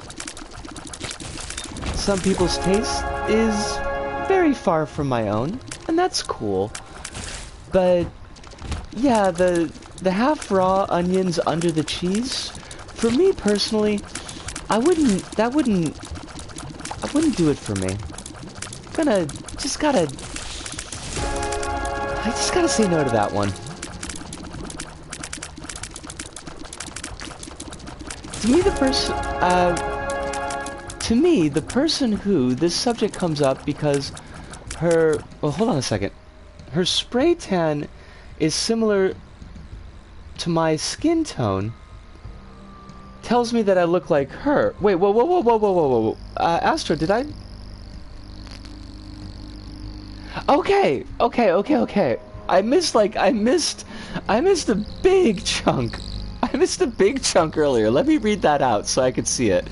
You have no idea the way that multiple white people have argued Ariana Grande is not white because she's a quarter Italian and her too dark for any Italian spray tan is actually the actual color of Italian skin.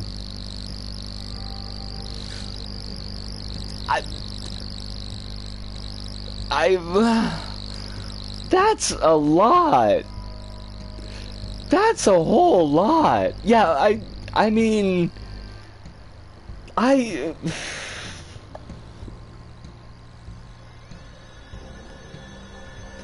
we're white though. Like, we're super white. Wow. I feel all kinds of ways about this. Full raw or full cooked, no onion fence sitters.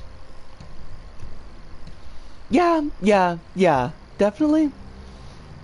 Like, I don't see why you would have half raw onions. Like, that doesn't make no sense to me.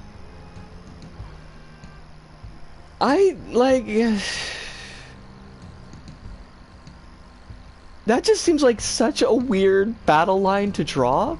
Like, I could see... This is going back... this is not the onion thing. This is going back to what Astro was talking about. Like, I could see, like...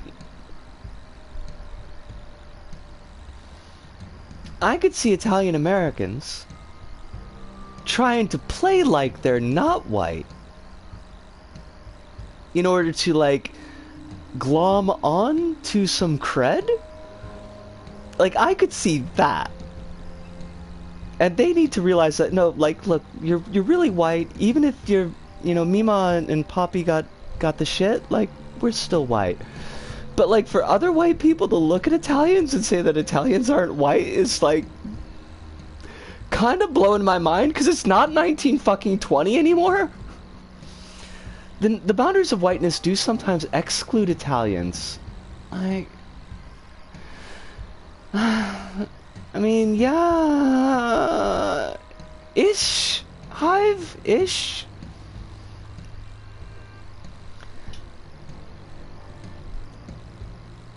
Quill says they add nothing to the pizza, they're texturally bad, and they don't taste enough... They don't taste enough like either raw or cooked onion to be good.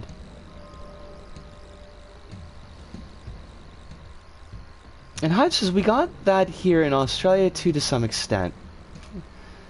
And Alice adding in, it's a thing that happens with Southern Europeans mostly. I was gonna say that, like, Southern Italians and Sicilians, you do get a darker skin tone. And I guess I could see them being excluded, but not really? I don't know. I feel like I'm, even coming from an Italian background, like, I feel like I'm definitely not the person to pick this one apart, but it also just strikes me as deeply weird. Most people tan in the sun, sweetie. I mean, I do. If the sweetie was me, like, I definitely tan in the sun. Quill says, I also have opinions about the construction and expansion of whiteness, but I'm caught up in the onion problem. I mean, the onion problem doesn't sound like a bad place to be. Okay, just to people in general. Gotcha. I love the deep level of confusion that I personally seem to be bringing to this conversation. Oh, I've got sounding. Oh my god, Risco, could you fucking like look at a thing for once?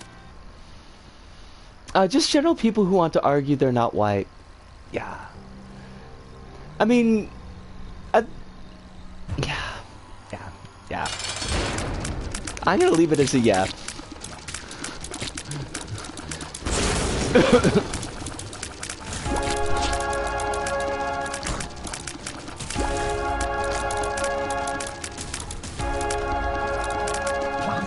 That's not like that. I don't want that to be. Now suddenly my volume's too loud to even hear myself talk. I don't want that to be heard as the dismissive yeah, just the like.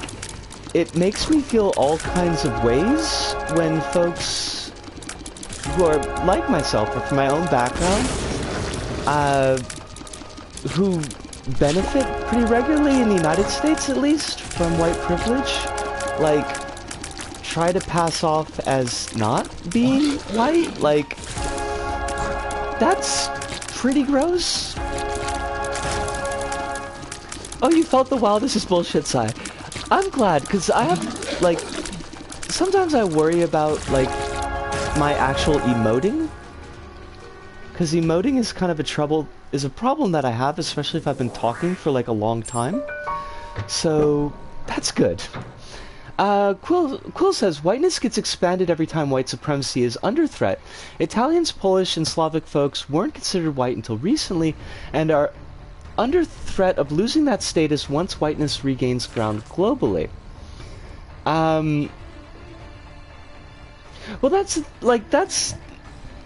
the thing. I'm gonna put this on pause because, like, this is kind of it's a big thing that I want to give at least full attention to. That, like, you're not wrong there, Quill. You're not. And my great-grandparents would have had very different conceptions of themselves vis-a-vis whiteness and how they were treated when they came to the United States. Os Hirunda, it is wonderful to see you. But that earlier section that you mentioned, the fact that, like, whiteness does get expanded every time that white supremacy is under threat, and for the very least, for, like, the last 2 generations solidly of the Italian-American experience, and I am very specifically talking about the Italian-American experience, because I can't really discuss how Italians have been treated outside of that. Like, we've been, at the very least, considered, you know, de facto white. And even at the height of anti-Italian sentiment in the United States, like, to compare the way Italians were treated to the way that blacks were treated, for example, is like, you can't even. So, like, I don't know, it feels really tangly to me, and it just feels, for my own peace of mind, I guess, like, navigating my way through the world, it just feels to be like, no, I'm just white. Like, that's, it doesn't need to be more complicated than that.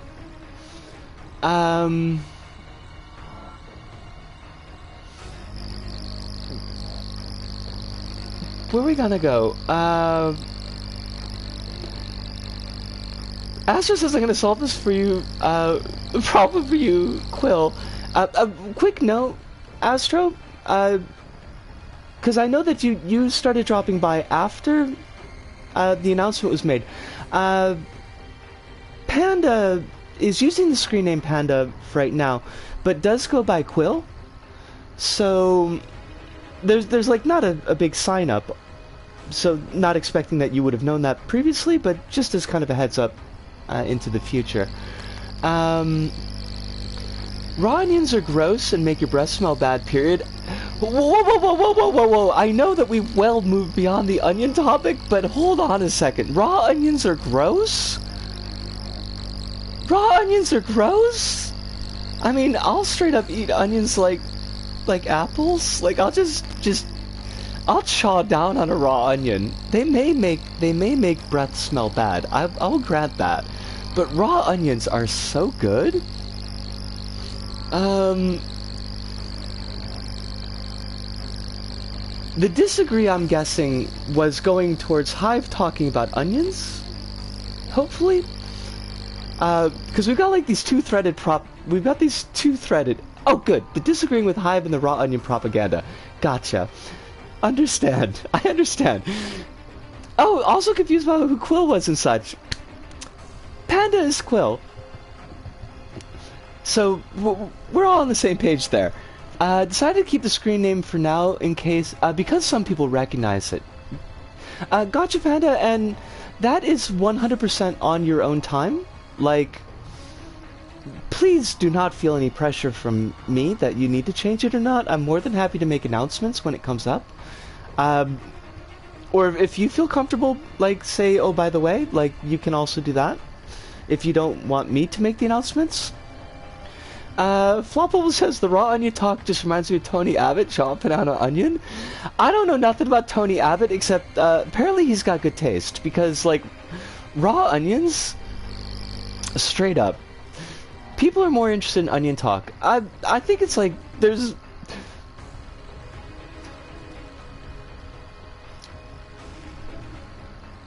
I mean, people are interested in onion talk. We could definitely do race talk as well. Although I do feel like it would probably be easier if we do one or the other.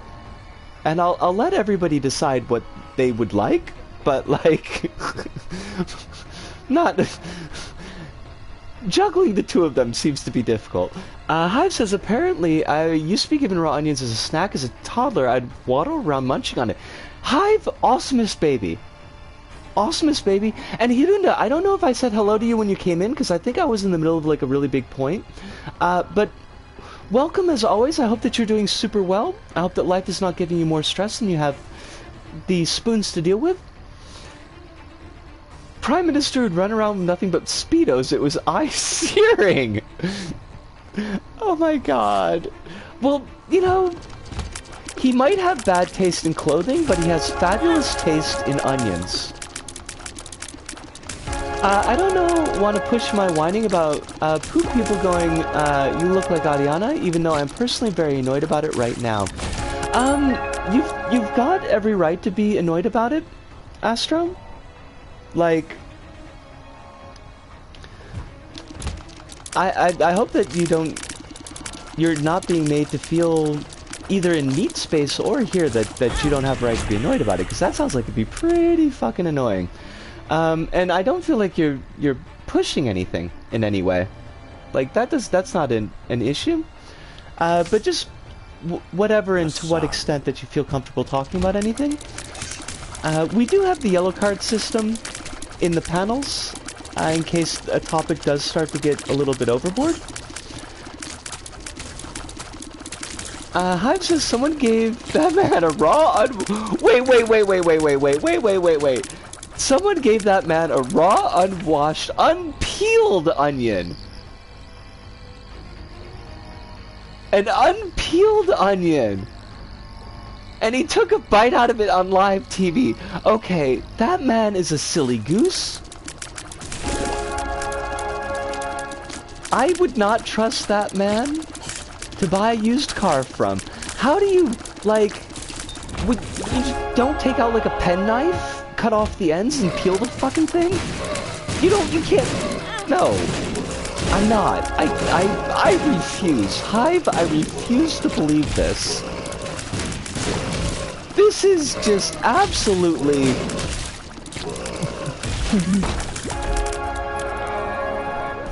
Nobody is that gormless. I hate it. I hate it, honestly. Also, Tony Abbott's front page pic announcing his victory as Prime Minister.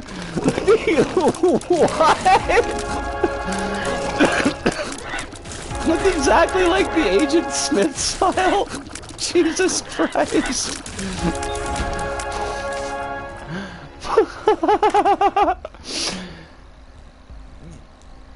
You might have done, Hive, and I just completely and utterly forgot because that is my nature. I feel kind of bad that I don't live up to that part of being a squirrel, but I totally fail in that department. My memory is garbage. Avid is very low on Gorm. You would have to be? Oh, you fuckers. You absolute... These things... This run is just... This is punishment for having two really good runs, because we had two exceptionally well done runs. And now... Oh, I hate this. Now they're giving us this.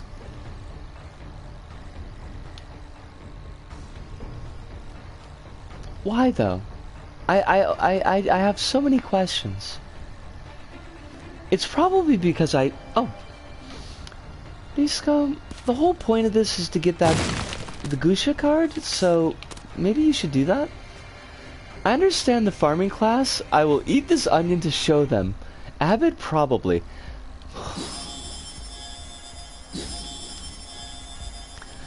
I guess...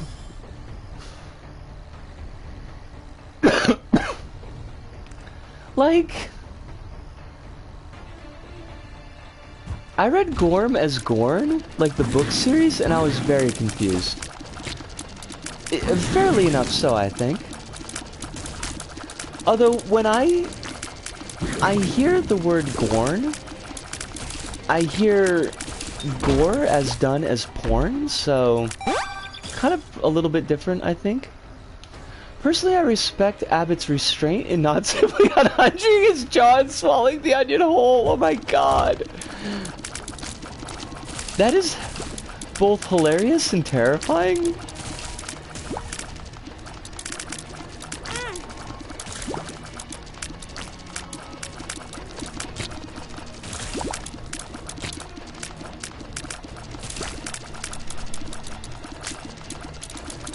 But at the same time, I kind of wish that I could unhinge my jaw.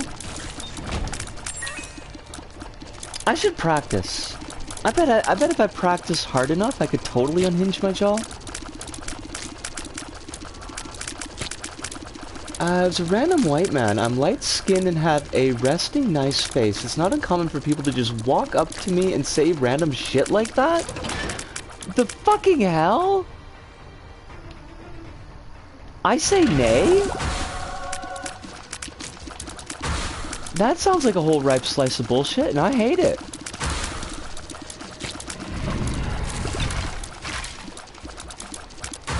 I'd be more concerned about hinging my jaw back on. I mean, like, you just grab it, right? You just grab it and shove it right up in there? It can't be that hard.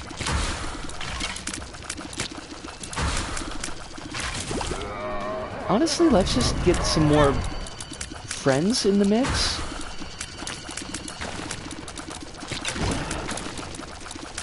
Abbott has one quality that puts him above Scott Morrison, John Howard, and Peter Dutton. He's a volunteer firefighter. He is low quality in all other ways. Okay. I mean... I guess?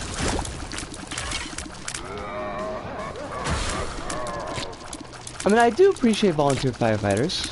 I will say that, and honestly. That is fairly cool. But it's only proof that absolute shithole people can periodically do cool things. And honestly, that's kind of part of the problem. Is that just utter shit-stained people sometimes do cool things. And everybody's like, oh, this person's not an utter shit stain because they did this one cool thing. And it's like, that's not how that works, hon. That's not how that works. It's pretty common for some random white person to walk up to me like, oh my god, you're pretty exotic. what are you? And I'm like, I'm human? I fucking...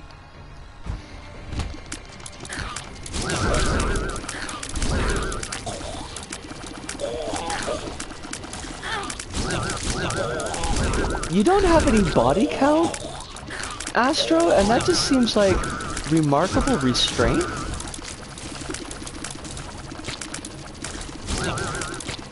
Either that or you're as worried about confrontation as I am.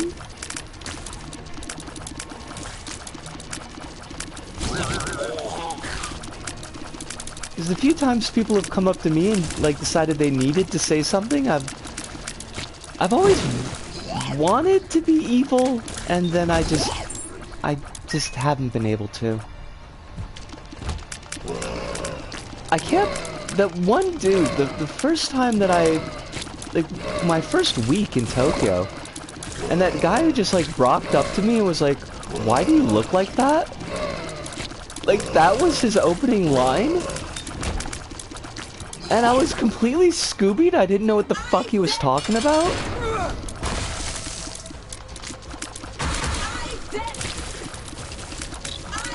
That was the conversation that ended up being like, I'm all for queer people, but we can't give them rights, because then, I think it was like, then the population would drop too much.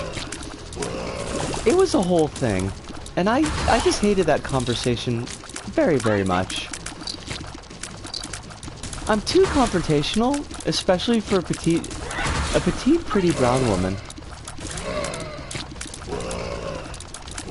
I would very much like it if white men would learn how to act right. I mean, that would be a good thing. In this particular case, if that was directed towards the conversation that I had had, this dude was Japanese as long as the day, as Japanese as the day is long.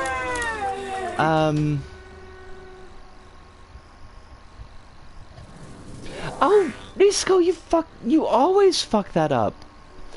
You're supposed to take the Polaroid so that you can abuse the Polaroid to get the whatever. We screwed it up. We screw it up every time.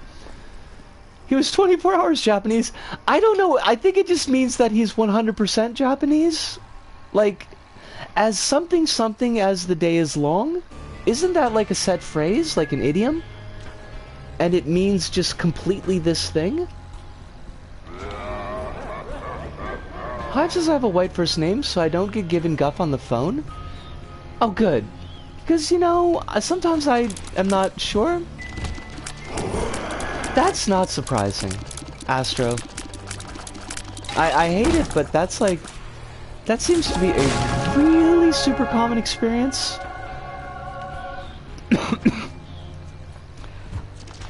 That's okay, Hive.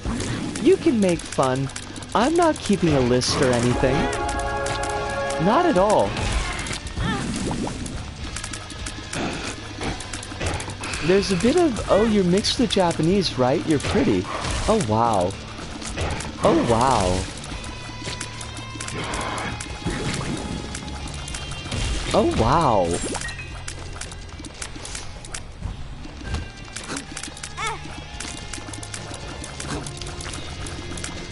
I got treated like a zoo animal in China because I'm pale, have blue eyes, and had a beard. Honestly, like, for the most part, thankfully, people tend to leave me the fuck alone.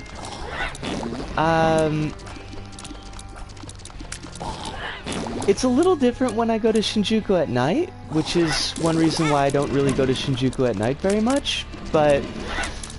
like, that's its own special kind of thing. As far as me just walking around doing my thing, generally I don't get too much trouble.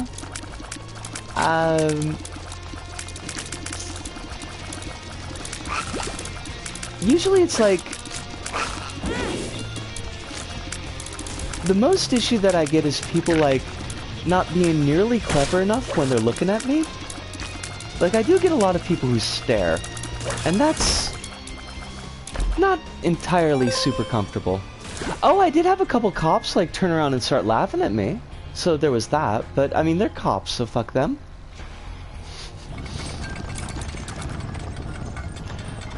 There's a lot of people in China who have pics of me circa 2012. Yuck. Fuck cops metaphorically. Yeah. Yeah. That was actually also in Shinjuku. That was just a terrible day in Shinjuku, now that I think about it. And that was fucking yesterday!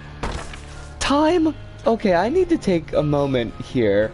Because my sense of time has just completely fucking just broken, apparently. Yeah, that was yesterday. Yesterday sucked! Oh, I told you this, Hive. The lady at the unemployment agency who, like, is very much like 100% you're not a woman, but also thinks I'm made out of glass and just refuses to put me up for any jobs that require physical labor. And it's like, lady, what? Lady, what? Can I point to the point on the resume where it says experience with demolition and owns her own fucking tools? Lady, what? My sense of time is gone. Oh, Astro, it's been terrible. Yo. Just, I mean, my sense of time is just for trash. It never has been particularly good, but these last 3 years have completely just tossed it out the window. Oh yeah, like, she's just... And she's apparently, like, my unemployment officer now. The first lady that... Okay, she's the first lady that I dealt with in unemployment. Last year. I went last year, I explained my situation, did all that, and I didn't need to go back. Because I found a job shortly after that. Then, you know, stuff happened, lost those jobs. I went back a couple months ago, and the first lady that I dealt with was super cool. Like, she got that I was trans. When she was making phone calls to, like, shops, she asked me, like, do you want me to tell them that you're a woman, or do you want me to use, like, what's on your card, because they're gonna ask at the interview? And I was like, could you just tell them that I'm a woman? And she was like, yeah, I super can do that, no problem. And she did. But then, ever since, the last 3 times that I've gone there, I've gotten this other lady as an unemployment officer, and she's not having none of it. Like, she insists on dead-naming me constantly. Even though I've told her, like, I've asked her, I'm like, look, I know that you've got to tell these people on the phone what's gonna be on my, you know, card. But when you're talking to me, could you not do that? No dice. She consistently misgenders me. So there's that. But then she'll, like, when she'll be going through the files of, like, jobs, she'll be like, oh, we shouldn't do manual labor for you. No, this job requires physical labor. That's probably not good for you, right? And it's just like, lady, fucking just pick one, okay? Just pick one and run with it. Yeah, so Hive says this is like how dark-haired white women get forced into being teachers or childcare workers because they look like they'd be good with it. They look like they'd be good with kids. Well, most of the folks that I know who, like, do end up with childcare is, like, they end up there through English teaching. So, like, I have met a number of people, I'm gonna have a cigarette because I've just been talking, so I'm gonna have, because this run is not attractive to me. Like I've known a number of teachers who ended up getting pigeonholed into just teaching kids, because Nova, that's the company that I used to work with, they would have men teach kids, but if there was an option, they would usually go with women. And then some of those women would end up getting side hustles as like private tutors for the kids outside of Nova. And then the side hustle became the hustle. Flopple says, I changed my name, my legal name very early as a fuck you to those types of people, to be honest. Had an unfortunate incident where I broke my toe, was told to go to the emergency room, so I'm standing on one foot at the receptionist's desk in a dress, quietly handing over my IDs before they just loudly dead name me in an emergency room. Oh, fuck that. Like, no, you're referring to me by my actual name, Deal. I so much want my name changed. Like, I mean, okay, honestly, in a lot of my day-to-day, it's not a thing that super matters, because, like, I'm out at jobs. If I end up working demolition again, this is going to be an issue, because I'm going to have to hide, and I don't like that, which is why I've not pushed on being put into demolition again. But, like, when I worked at the Don Quixote, I was out. When I worked at the Italian restaurant, I was out. When I worked at the curry joint, I was out. Like, all my friends know me by my name.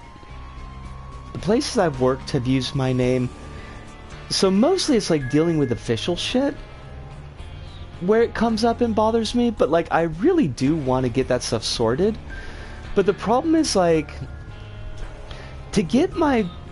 First off, I don't even know if I can get my Japanese paperwork changed without changing my American paperwork, because, like, one person has told me one thing, another person has told me something completely different. But getting my name changed and my gender changed, like, on documents, if I was doing the Japanese route, is basically impossible, because it requires surgery to have been done. You have to have had bottom surgery done. And, like, even if I got the other requirements, there's 6 requirements. They're mostly bullshit. You can't be married. You can't have children under 20. You have to have 2 signed notices of gender identity disorder from accepted doctors. You have to be sterilized. You have to have had bottom surgery. And there's one more that I don't remember. But, like, obviously, you know, money-wise, bottom surgery, whether or not it's something that I want to do, which it totally is, it's just not, like, gonna happen. But with the States being the way that it is right now, it's like, I don't know how to get my stuff changed on the US side. Like, I don't know if I've got to go through the State Department.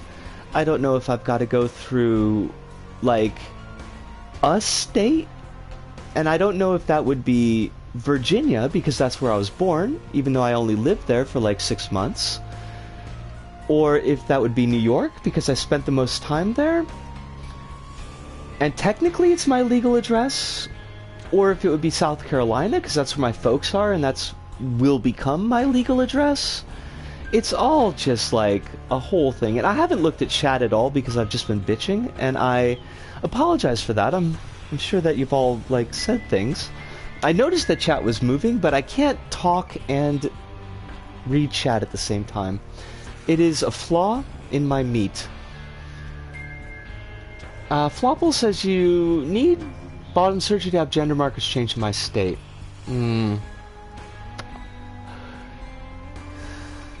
Quill looks forward to changing their name. I'm excited for you, Quill. Like, I am certainly I'm sorry, I saw something else that I thought I was going to respond to, but no, I'm very excited for you, and I hope that you're able to get it sorted. Astra says there's a lot of requirements for this. I don't know, like, is 6 a lot of requirements? Like, they're all bullshit requirements, but I don't know what constitutes a lot. Because it seems like every place has got different requirements, and they're all different formats of bullshit. Plopple says, government says they're working on fixing that, but they said they were going to do that by the end of last year, too. Why change those things in a timely fashion when they can pander to the people with the money? That's exactly how it is here, Hive. Like, we've had basic rights for queer folks. Like, that law has been in debate for like 10 years. Changes to the gender marker system has been in debate for like, I think like 5 at least. Allowing women to have a separate surname, that's endlessly debated. Like, they talk about how, like, oh yeah, we're putting these things up for debate, and then they just debate them. And then when we say, like, hey, could we just have maybe protections a little as a treat? And they're like, well, we're really not sure the effect that's going to have on society, so we're going to have to talk about this more. And then, like, 3 years later, they should pander to me instead. I mean, everybody should pander to you. It's right there in your screen name. Still gotta find the right middle name. Now, this is like an honest question. This is not like a snarky question, although it's gonna sound like a snarky question. Do you gotta have a middle name? Like, legally speaking, do you gotta have a middle name? Because you don't have to. Okay. Oh my god, Hive! I just understood. I just got why you said 2. Oh, Claire! Did you come in and I didn't see you? If you came in and I didn't see you and I didn't say hello, I am so sorry, Claire. I hope that you're doing very well. I hope that life is being very kind to you. Not giving you any more bullshit than you feel like you can deal with. Floppable said I chose to have one just for another bit of differentiation. And Quill says, but I want to have one. That's perfectly fine. Like, that's 100% fine. I've got nothing against it. I just, like, I go back and forth if I want a middle name or not. Danger is a fucking awesome middle name. I was also considering Florine, because Jillybeans had a rat named Florine, and I thought that that was the coolest fucking thing in the world. Like, how do you go wrong with that? Danger was a big thumbs up. I mean, seriously though. I would totally go with Danger.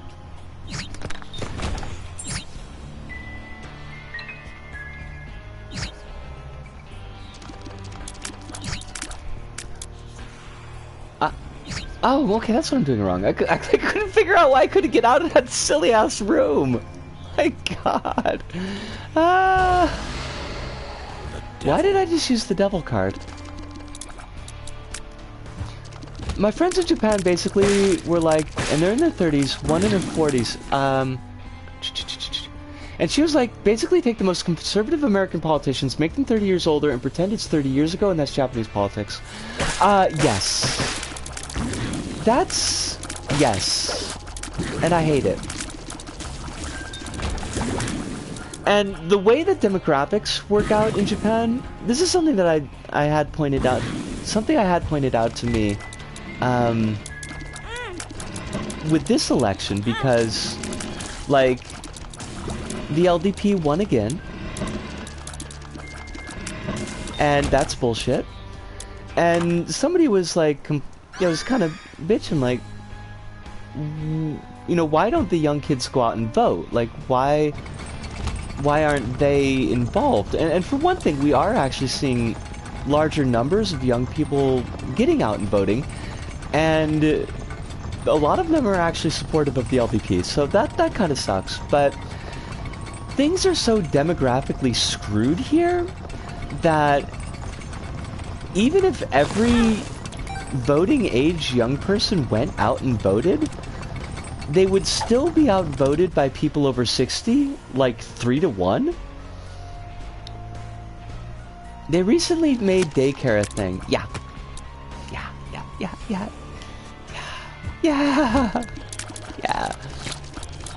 It's, political situation here is not, as they say, great.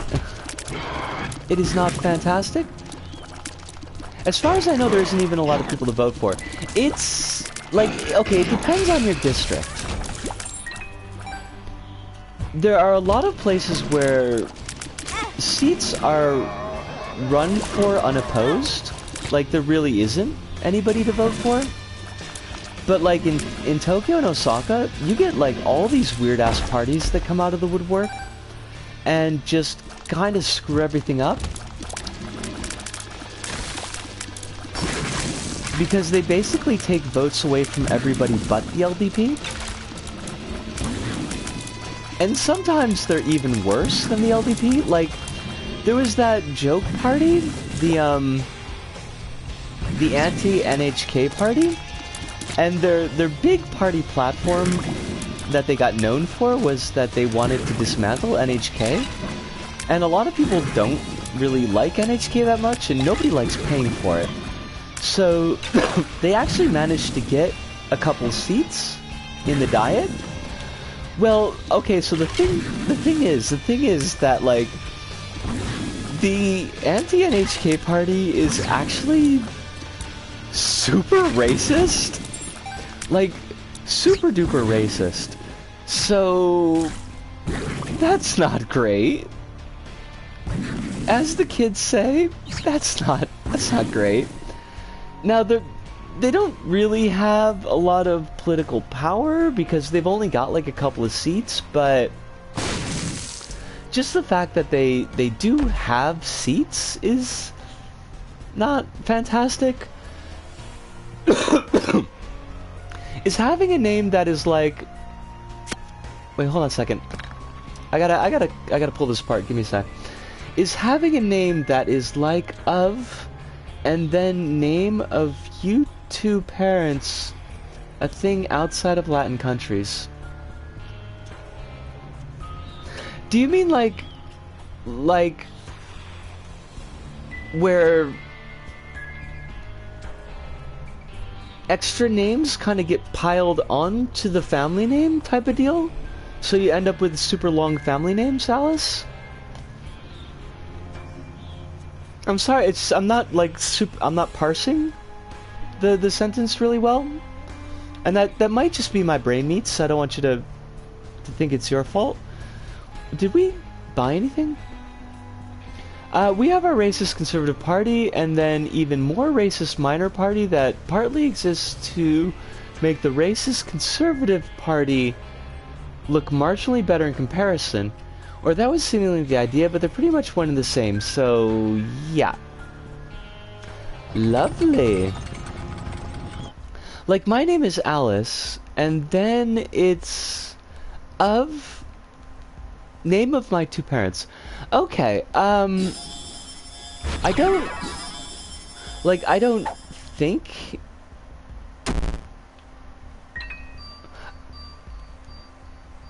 Oh, okay. Then I stand corrected. We will listen to Hirunda on this one, because I don't know. Some people name their kids after themselves or their parents, but it's generally not a thing. Every male on my dad's side of the family has Anthony somewhere in their name, and no small number of the women on my dad's side of the family have Antoinette. Like, you're right, like, it's not like a super common thing, but like, when it happens, like, it seems like they go all in. Closest I have his middle name is my middle name, which is my dad's name. Yeah, like, both my brother and I ended up with that as middle names.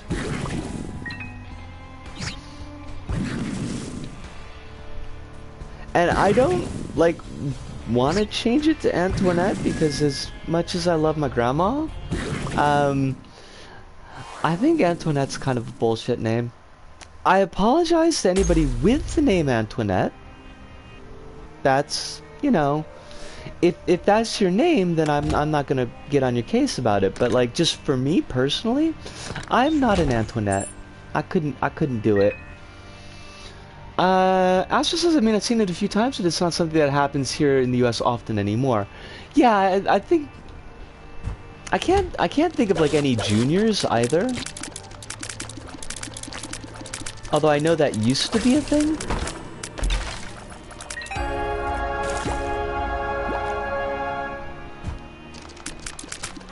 Ah, fudge! Darn it. My old first and middle names were my grandfather's. It was a horrible, ungodly singularity of old man name. Something so accursed that even if it wasn't for gender dysphoria, I would have loathed it anyways. That's a fucking mood. That's how, yeah, I mean, honestly, I'm right there with Astro. I hate that.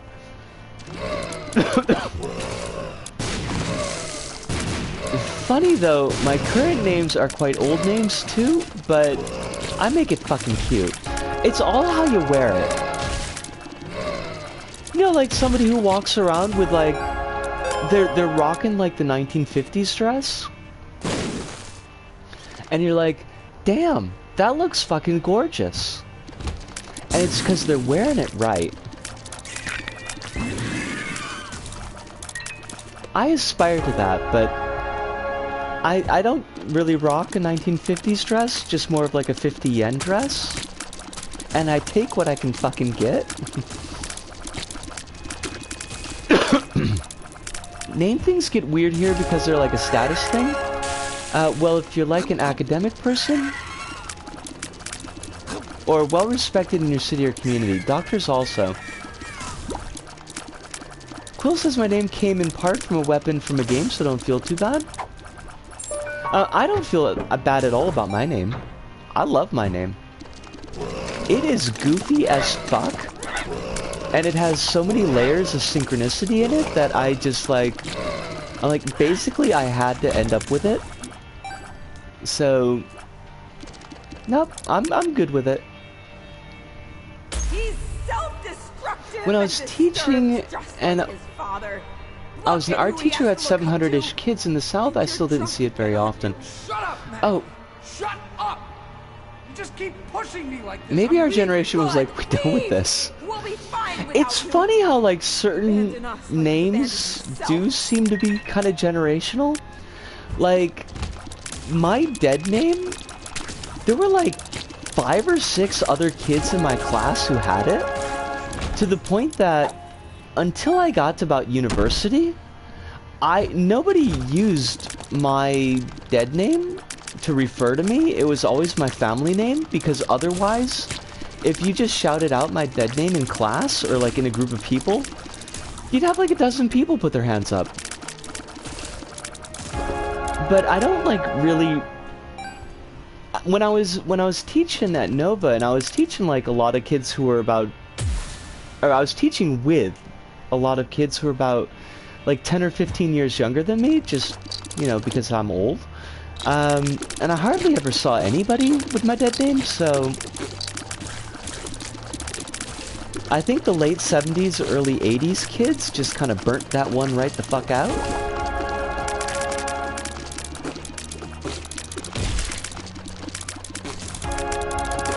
Flopple says I was the only person with my dead name at any of the schools I went to. It was that much of an old man name. I hate that for you. Celebrities started naming their kids like Apple and Northwest, and now names are wild. I love that. Fucking apples, yeah, run with that. Just go to town.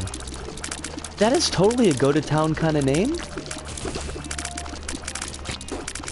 I once had somebody say you're too young to have that name.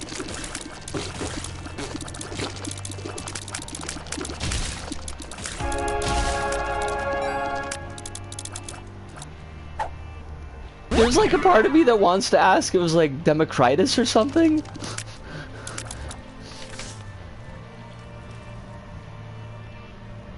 I'm not judging, I think Apple's cute as fuck. I mean, yeah, like... You need to confess your sins. I don't think I could rock Let Apple his as a light name, inside but it you is cute as fuck. Insane. You are taking this too far. Like if I met somebody named Apple, I would definitely be like, holy shit, you got lucky. Pray for your salvation. You got straight up lucky. Pray with us, Isaac. This run is never gonna fucking end. It's just gonna go on forever. We're gonna be trapped here. Alice says, oh wait, hold on a second. I can't look because I'm getting killed. Go us. There's also, well, context around certain names you won't hear anymore. No one in their kid is gonna, no one is going to call, hold on a second. No one in Spain is going to call their kid Franco, or in Portugal Salazar, once they have certain politics. That makes a ton of sense. Yeah.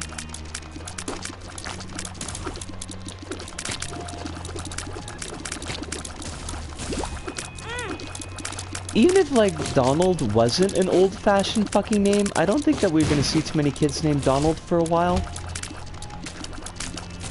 I came so close to choosing Winter, but I wanted a unique name, and Winter's taken off.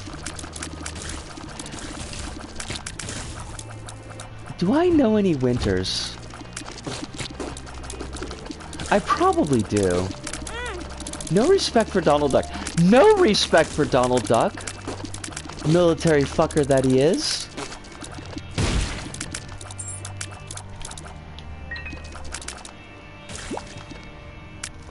I do not know anybody named Fuyu. I know zero Fuyus. I know there's another reading for that kanji. I know there's actually like a couple readings for that kanji, but I always forget what it is. I know it's not generally Fuyu when it's somebody's name.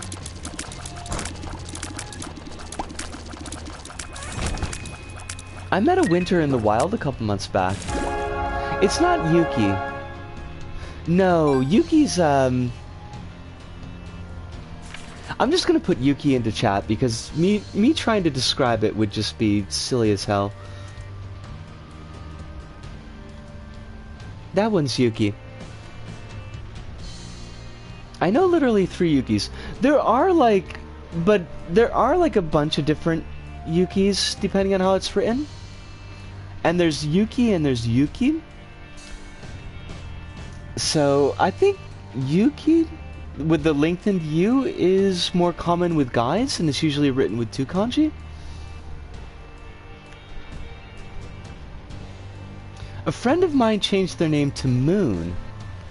I knew a kid with the last name of Moon. And I know that Frank Zappa's kid was named Moon Unit. But I've never met just a Moon. I forgot all the very little Japanese that I knew. I bet that it's still up there in the Brain Meats hive.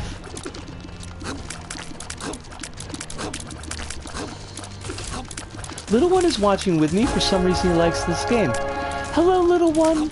I hope that you're being very good for your mama. Because your mama is pretty cool. She's pretty cool. So you gotta be good for her. And I hope that you're enjoying the game and that it's not too scary.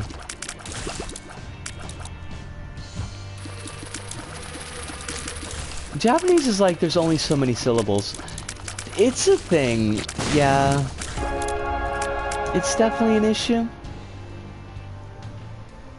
Wait, what does Hive say? Oh, about the forgetting. A friend of my dad's name is a Spanish word for moon. We're getting moons all up in this joint. Where are you going? Wait! We need you! If a person is named Moon, and somebody had the last name Moon, then theoretically there could exist in this world a Moon. Yes! Yes, there could. I don't imagine that they would go by that unless they were, like, leaning into it, but there could absolutely be a Moon. Also, my, Mizuki is both a family name and a... Oh, Quill! Sleep well, have wonderful dreams, and wake up rested and refreshed. We'll be in tomorrow, same squirrel times, same squirrel channel, and we'll probably be doing Little Big Planet. So, but yes, it was wonderful seeing you as always. Now, Hive, because Mizuki is both a family name and a personal name here in Japan. If Honey Bunny had married Shigeru Mizuki, she would have been Mizuki. And she hated that. So I only told that joke once.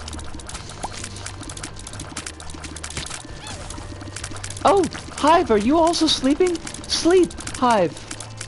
You gotta be on top of that headache. I will hold down the fort. I'll make sure that everybody is being good. I wish I didn't have this cough creeping up on me, but such is the life. This is why you shouldn't start smoking, cause like it ain't gonna treat you well after 20 some odd years.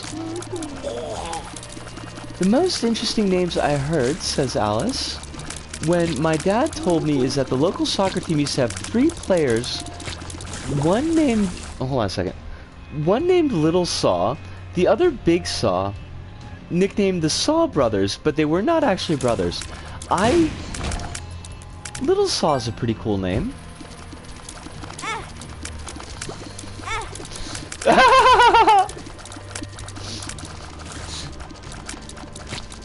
I won't pause anymore, I'm sorry. Go that way. Oh my god, Claire, I love your kids, they're so cool. We have some of the most adorable stream kids. Cause I know Dez's kids will watch sometimes. And they are absolute sweetums too. We are big fans. Dez's kids sent me fan mail once, and I cried like a fucking baby. Even drew my character, and I'm almost gonna start crying right now, again, just thinking about the damn thing. Utterly too sweet for this benighted world. I've used benighted twice. I would like Nisu to stop smoking, but I know it's not easy, and nagging people doesn't help, but Nisu's friendship, and I'd like her for a while, so I will needle one time. Please consider health, and hush forever henceforth. I appreciate it, Astro. I appreciate both sides of that sentence. Honestly,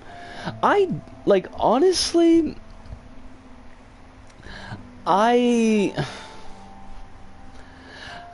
recognize that I need to stop smoking, both from a health perspective and from a financial perspective. Japan's prices have stayed low in comparison to the States, but they are up to $6 a pack, and that's really more than I can be laying out on a daily rate. But also, like, I am 44. I do need to be kind of considering these things because I've done a fair amount of damage to my lungs. But like the hard thing about it is, here's the weird thing. Drinking was never really part of my self-image. Like, I had a drinking problem, but when I imagined myself in my head, like, I never imagined myself with alcohol. Like, I didn't really see myself that way when I daydreamed about myself, even before I recognized who I was. Like, I never saw her drinking. Like, sometimes it would happen, but it wasn't part of that image. But smoking, like, anytime I idly think of myself, and have thought of myself for the past how many years, like, it's always been smoking. And that's hard to push against. Like, because it's that self-conception of like, oh yeah, I smoke. Like, that's just what I do.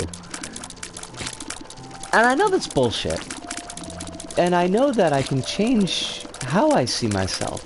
But it's just really hard to press up against. That and the fact that, like, for me, nicotine withdrawal is fucking miserable. Just absurdly miserable. Claire says you quit drinking, you can quit smoking. I believe in you, but only if you want to, and I'm not going to push. And again, thank you on both sides of that, Claire. I do appreciate the voice of support, but I also appreciate the not pushing. Alice's Portuguese has like a tone thing where you have 3 different ways of saying a word: a neutral, a big version, which is always just like the big equivalent of that word, and then a small version that's always a small version. And it's commonly mostly in Brazilian Portuguese for parents to name their kids with the big version. So like, think a kid named Jordan, but they're named like Big Jordan. Like, it's interesting because I know Big as like a nickname, but I don't think I've ever heard Big as like actually someone's name. So that's kind of an interesting way of going about it. If we win this run, I am going to be so bloody shocked. Because we have no right.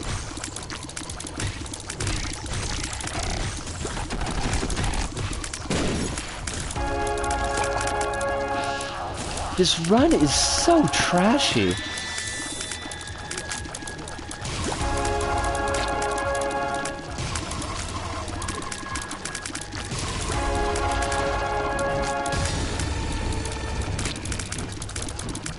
Not gonna lie, I quit smoking after I had a nasty chest infection at a metal show. I realized it was interfering with some of the things... Oh crud. I'll read the rest of that in a moment, because I do want to see what you said.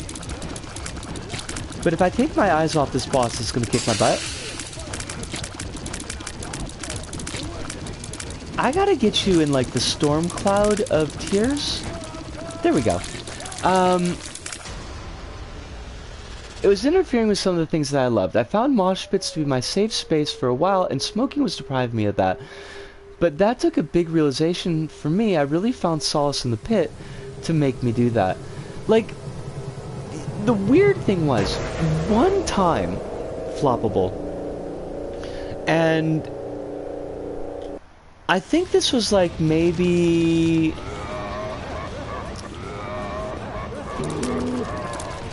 It was before I came to Tokyo, and I decided that I was gonna quit smoking and drinking, and I actually did, and the withdrawal didn't kick my ass, and I kept it up for like, I want to say like 3 months or so, and I was pretty okay with it. And then I started smoking again. And every time I've tried to quit since then, it's just been absurd.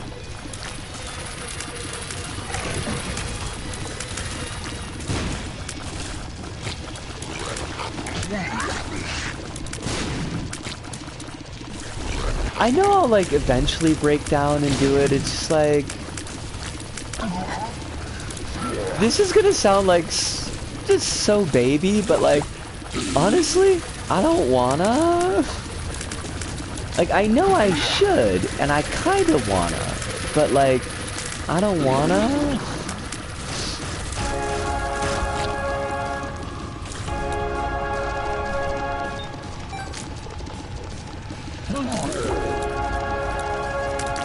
The weird thing, like, Astro, is like, for me, drinking was very much a just quit thing.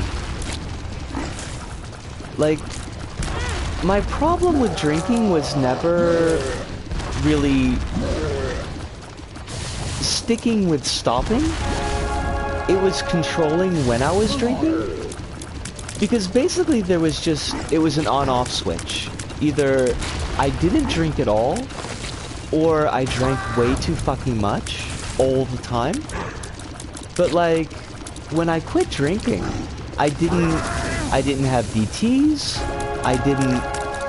I wasn't thinking about drinking, I didn't want to go to the store and buy myself a beer. There were times when I deeply wanted to be drunk. Like, the mental state of being drunk. But there really weren't any times where like, oh, I want a beer right now. Or I want to have some whiskey right now. So, it's a very different experience for me from trying to stop smoking. And it definitely kind of puts me in a weird spot. Because I don't really know how to categorize my relationship with alcohol. Because my image of alcoholism, and I do feel like I should describe how I relate to alcohol as a form of alcoholism, but like my image of alcoholism largely from media has been that like can't stop style of alcoholism.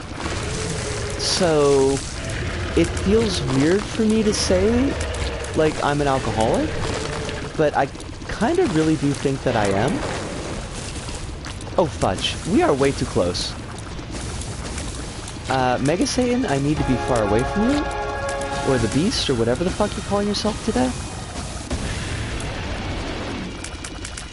And I do apologize I'm not looking too closely at chat right at the moment, but this boss is a bit of a pain in the ass.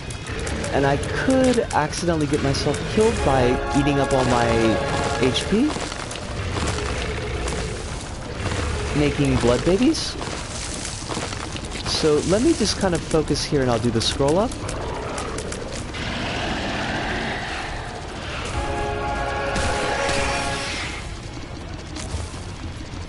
Keep the blood babus alive.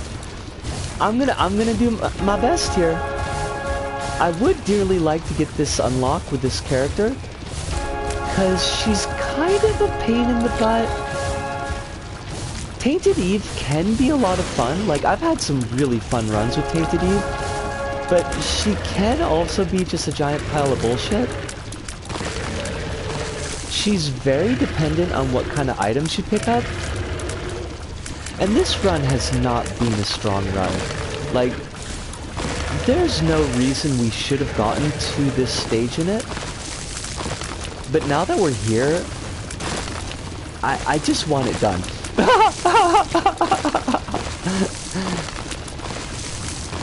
I just want to be like, fuck you, buddy. Alright. Yosh!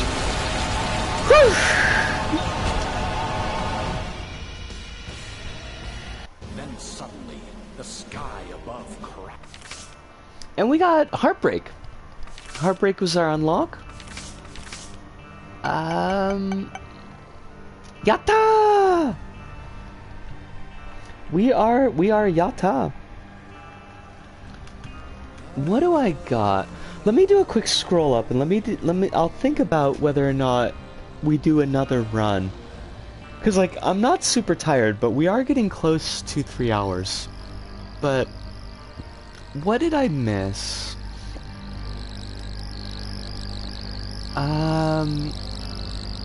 Okay, caught that part.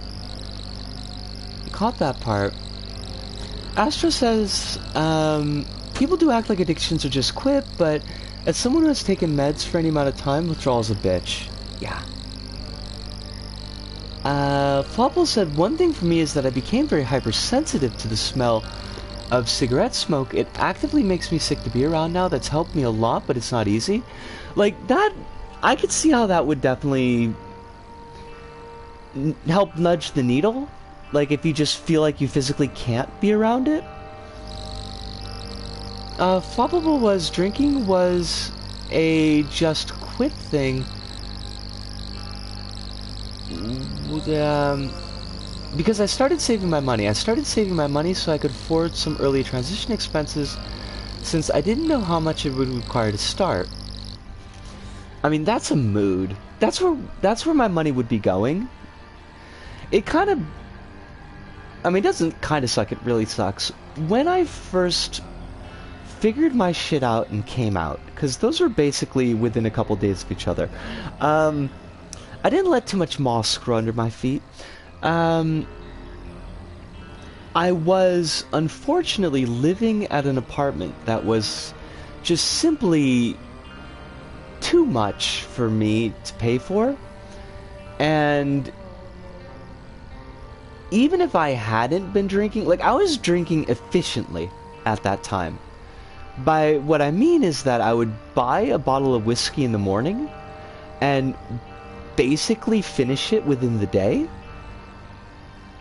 as opposed to buying like a bunch of cans of beer.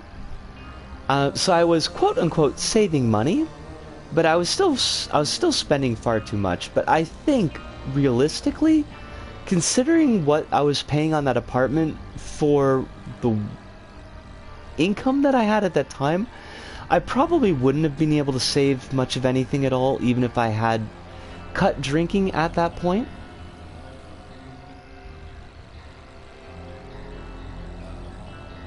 Astro says, I have a thing where I repeat myself, it's annoying when I catch it. I do that all the time, and it's because I'll forget that I said something like literally moments before, until I'm halfway through the second time, and then be like, I just said this damn thing. Flobble says, that's what kept me very, very motivated. It became something I got very focused on.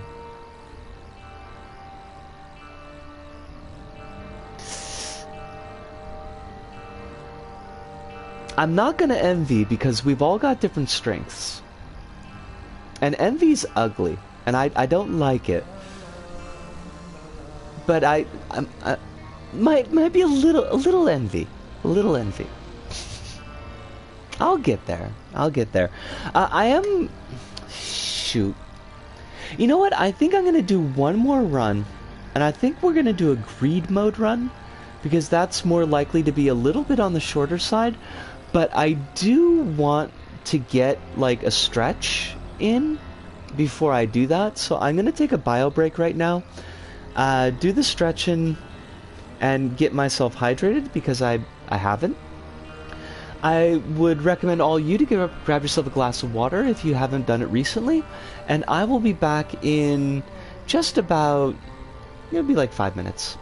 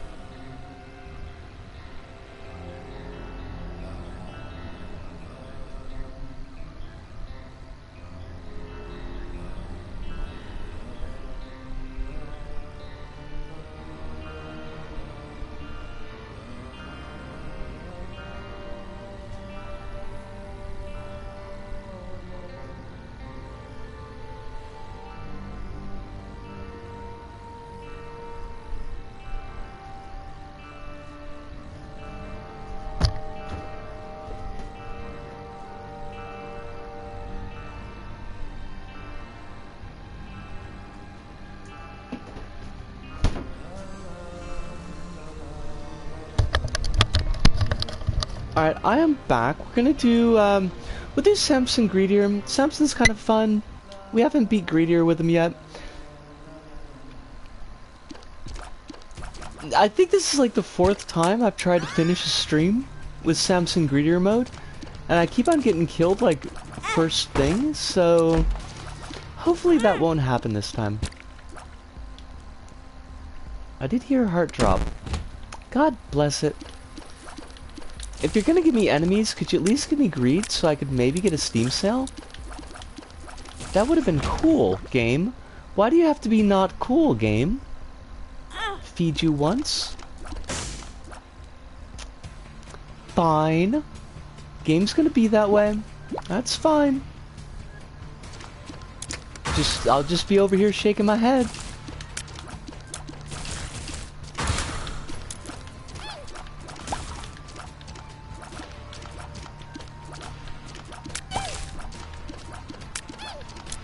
Okay.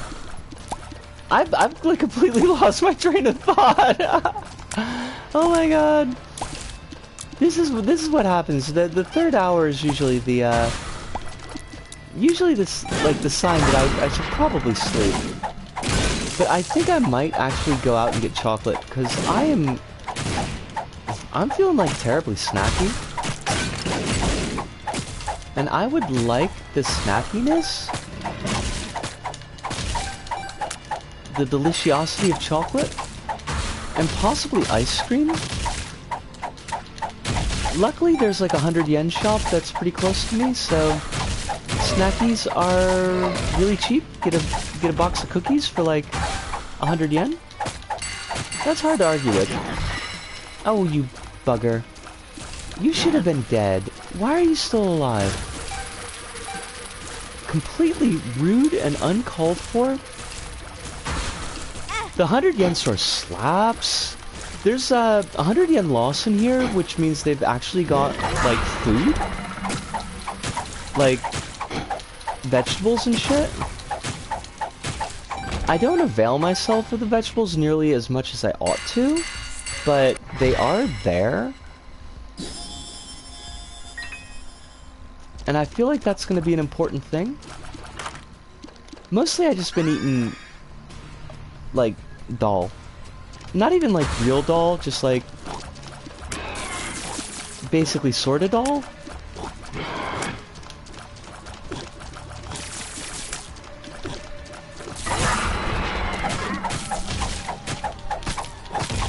I know I need to incorporate some veggies into my diet that are like more fresh, but I used to work at Don Quixote. That was my last job. I mean, the job before the restaurant was Don Quixote. And I ended up walking out because I was fighting with my manager too often. I haven't been to Uniqlo in a long time. Because most of my clothes shopping I do at used shops. Because I don't usually like the cut addresses at Uniqlo. But yeah, and Don Quixote is where I do all my requisitioning. Because I know the layout of the stores generally, and oh great. Used shops in Japan are also chef's kiss. They absolutely can be, but there's like, I mean, I guess it's kind of like in the States where you get, some used shops are like boutique-y, and the prices match. And then some used shops are just like for people who ain't got no money.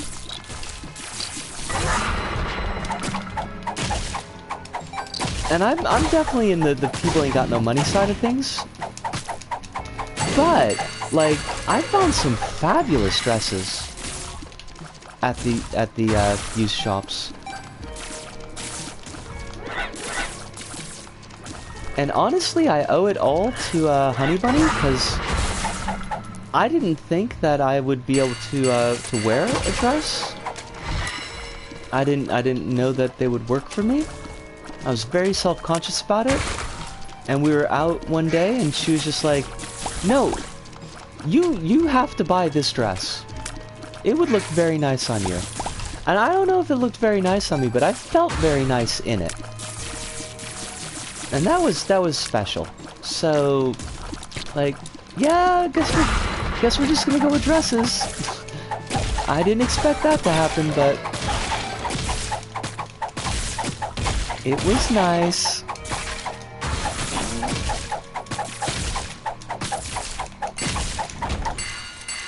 Honey Bunny is a wonderful person. I'm extremely lucky to have had her in my life. We managed to stay in like actual family style relationship even after the divorce. It was mostly because the divorce was difficult but not acrimonious. But yeah, she was one of the first people that I came out to and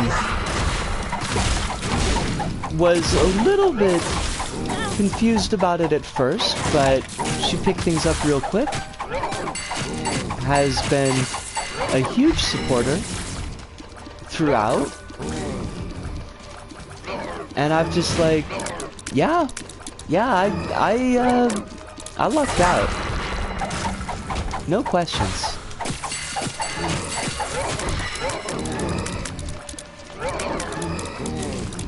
But she is currently down in Amami Oshima, which is where she's from. Because she's got a wee little baron now. And it's a lot easier to raise a kid in the countryside around family than it is in the middle of Tokyo.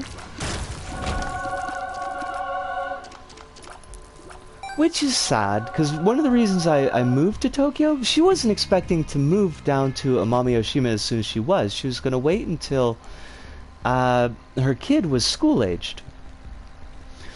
But the apartment that she was staying at with the father, she wasn't supposed to be there. Like, she wasn't on the lease. And the landlord was like, either you've got to renegotiate the lease and the rent, or you gotta get the fuck out. And they were like, well, we can't pay any more rent than we're already paying, so we'll just go down to Amami now. And I was, it was kind of like, but, I just got here. I just got to Tokyo. Oh, they do not.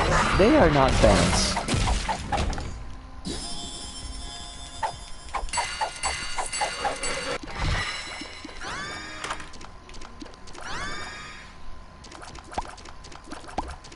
But that's just kind of the way it worked out. And I don't begrudge that, because honestly, like, I wouldn't want to raise a kid here. Oh god, yeah. It's just... hotels, it's cheaper, honestly.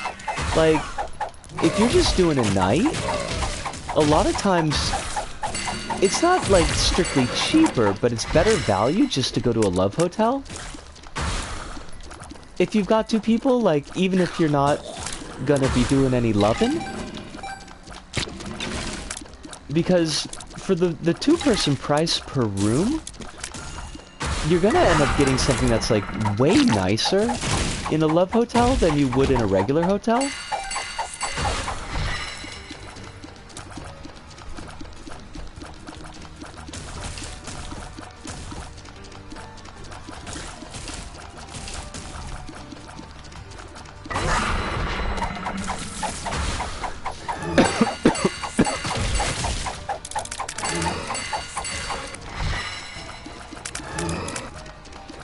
Yeah, it's like, it's a mood.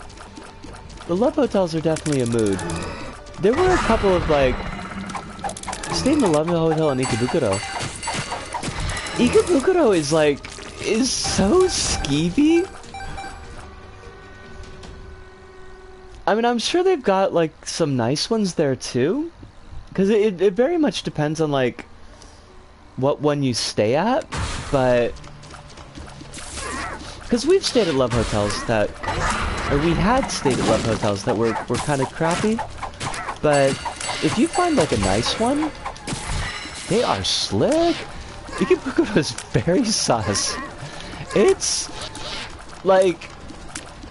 yeah... I went to Ikebukuro just to, like, wander around once, and I was like, what is the purpose here besides, like, just going to love hotels? Because there's just, like, nothing there.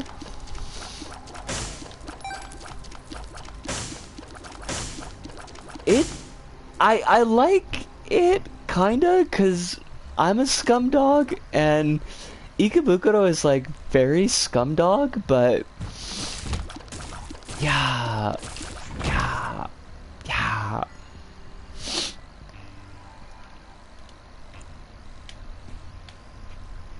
Ikebukuro is like just the grungier parts of Namba. It feels like.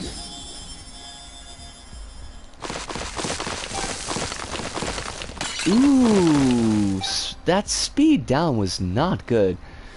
We'd come to Japan with a friend too who wanted to try a capsule hotel for a night, but the attendant was like, this is for 3. And I was like, love? Love? But how about love?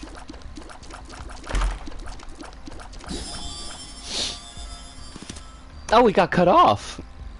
Oh, I was like, bye. Okay, sorry.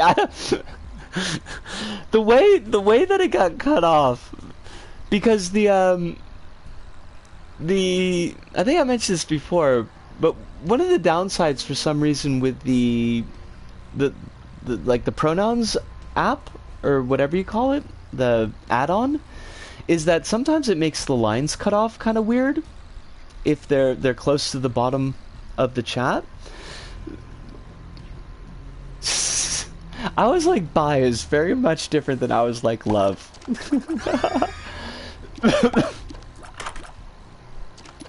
There was this one place that we used to go to in Osaka that was like, the room was absolutely huge, and there was this giant, like, you know, bathroom, like the bath shower setup, but there was also like an outdoor deck, and it was all walled in, so it wasn't like anybody could see what was going on in the deck, but like the deck had this big ass jacuzzi and this nice, actually, like wooden deck area with, you know, nice picnic table and shit.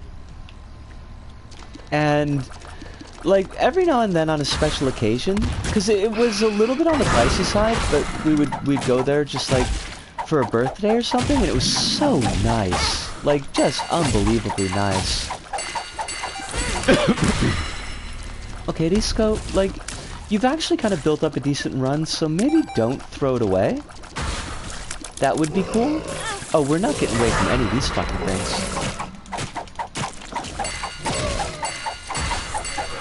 God, our speed is so trash. It makes the chat stop scrolling, too. I haven't noticed that, but that's kind of a problem. I will definitely keep my eyes open for that.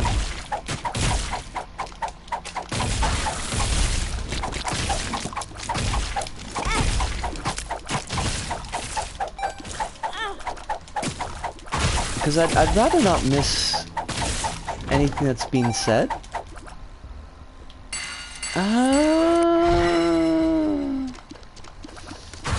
I don't know about this run. This is kind of... I feel like this is one of those runs that started off strong and now it's starting to fall apart.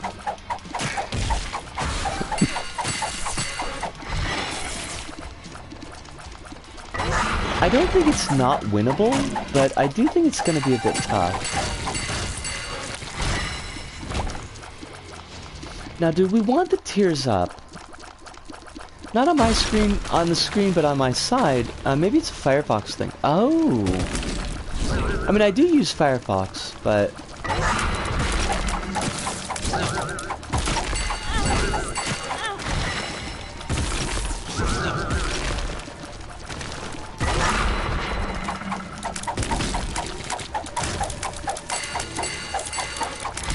Oh god.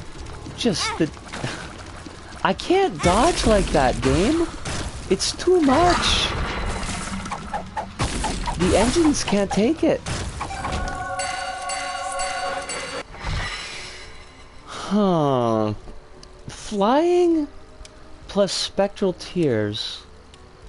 Or... Honestly, I think we go with the familiar. Fatago is pretty good. And the extra protection is going to be important. And... yeah. Let's grab some hearts and just kind of bounce.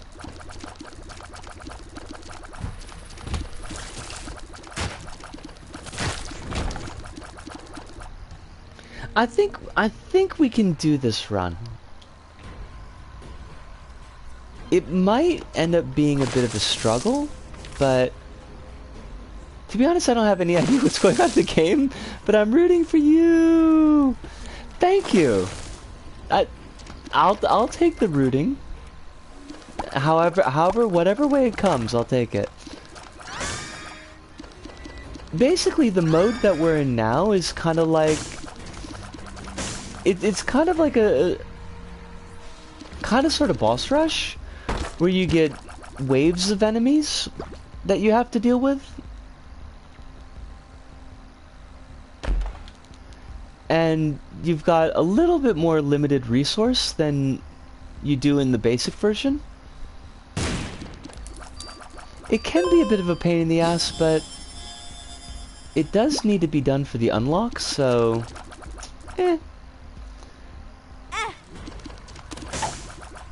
Algiz. Algiz is good. I think we'll stick with that. Algiz will give us, I think, 10 seconds of protection, which is an awful lot in this game. It sounds like hell in a row game, which I guess is the point. It is... honestly, it can be. Like... because if you don't get a run that gets a nice strong start, it's very easy to eat shit.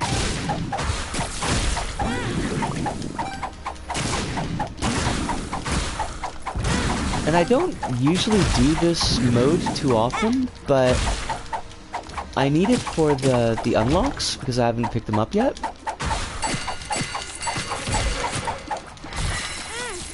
Oh, fudge.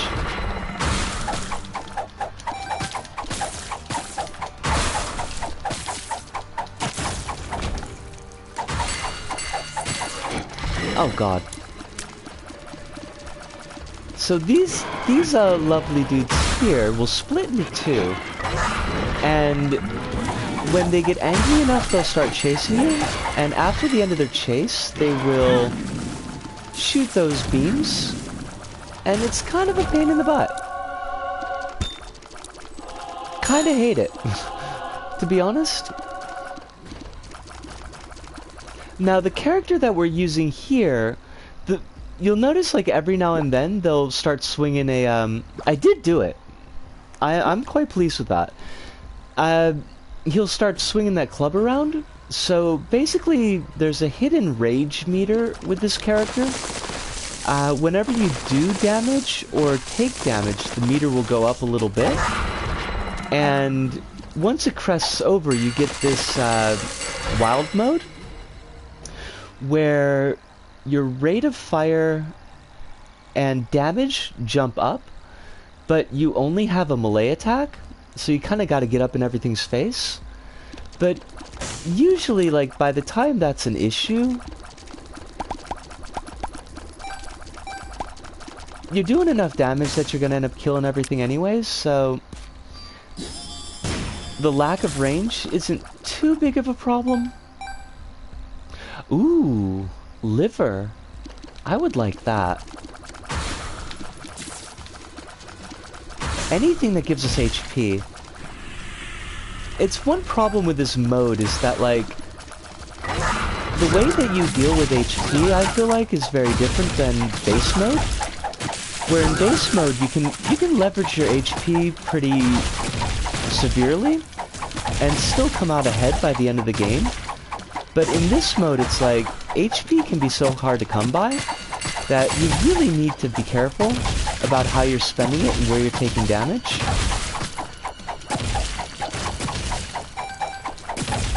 Which is not really a strong point for me.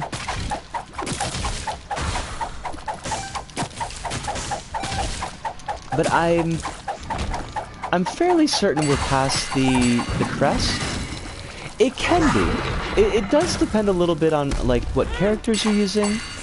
It depends a lot on what items you've picked up. It's a lot easier in, like, regular Isaac to just skate by on a middling run for me, where I don't need everything to be great. just as long as I've got like 1 or 2 good items. But it's a lot harder for me to pull it on this mode. Like, I need a pretty strong run on this mode.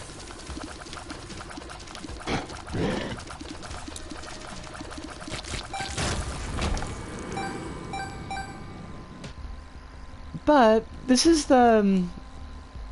we're on the final boss, or we will be on the final boss, like, next floor. So, item pickups key, yes. You get, in this mode, you get 1 guaranteed item, like that you don't need to spend anything for. There's 1 item room that you do need a key for. And then you've got the shop, and the way the shop is set up in this mode is that whatever you buy will refresh. So each wave of enemies will drop coins on the ground, and you can use those coins to get like consumables if you need a quick health pickup, or keys so that you get to that extra room, or items if you've got the money for it. And the shop item pool in this mode is a little bit different than the item pool in the regular mode, because the shop item pool in the regular mode is quite limited. Here there's a lot of things that would show up in like angel deals and devil deals, some really powerful items that'll show up in the shop, but you gotta spend the money to get them. So sometimes like you'll have a sale, and the sale is applied to every item that gets restocked, but maybe the top item on the pile is a trash item. And you think, well, do I spend the 7 coins to see what's underneath the trash item that might be really good? Or do I hold on to those coins for the next floor if there's like something that's good just right on top of the pile? I like this mode, but it can be like, it can be quite fiddly.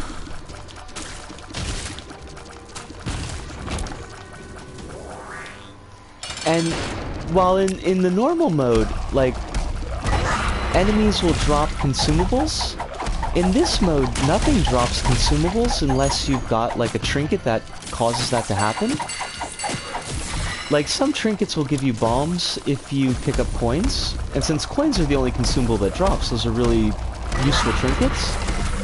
But generally, like, you don't get any consumables unless you buy them, so you're constantly doing that what do I spend the money on kind of dance, and I like that. That's pretty interesting. Unless the RNG just wants to screw you over and you don't get anything good, then it's not quite as fun. I know a lot of people like give this mode shit, but I think it's actually pretty well balanced.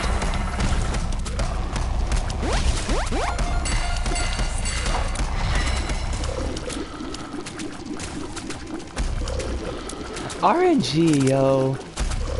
RNG is just goofy as hell. I've been really lucky with it recently. I've had on my... because I record Isaac for YouTube, and then I do the videos at double speed because it makes my voice funny. But I've had this run of RNG the last couple of days that has just been absolutely perfect. Just like silly good.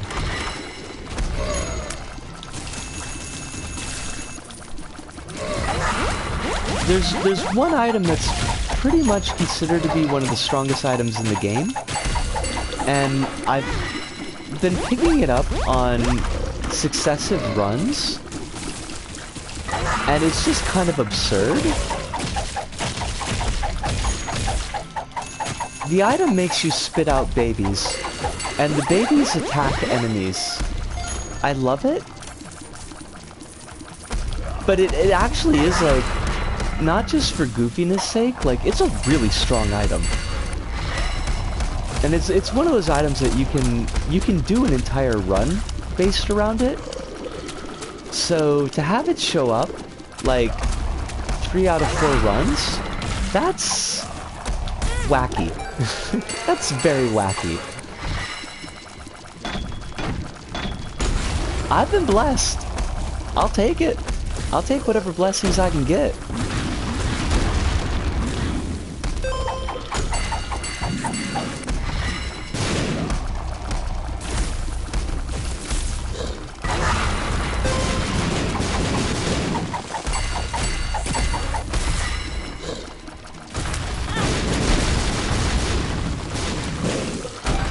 Now the big worry that I have with this guy is that he's just gonna whittle me down.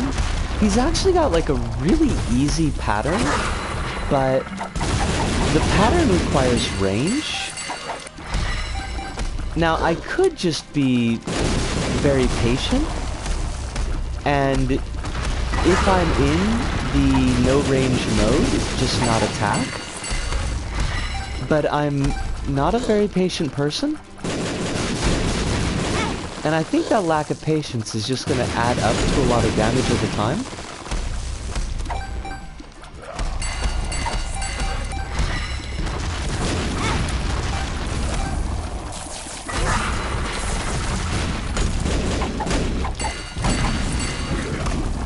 But we've already got him down pretty deep as far as damage, so I think we can pull this off.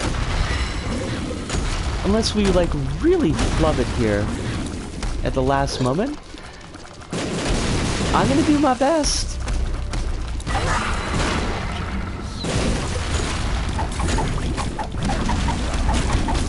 Yosh!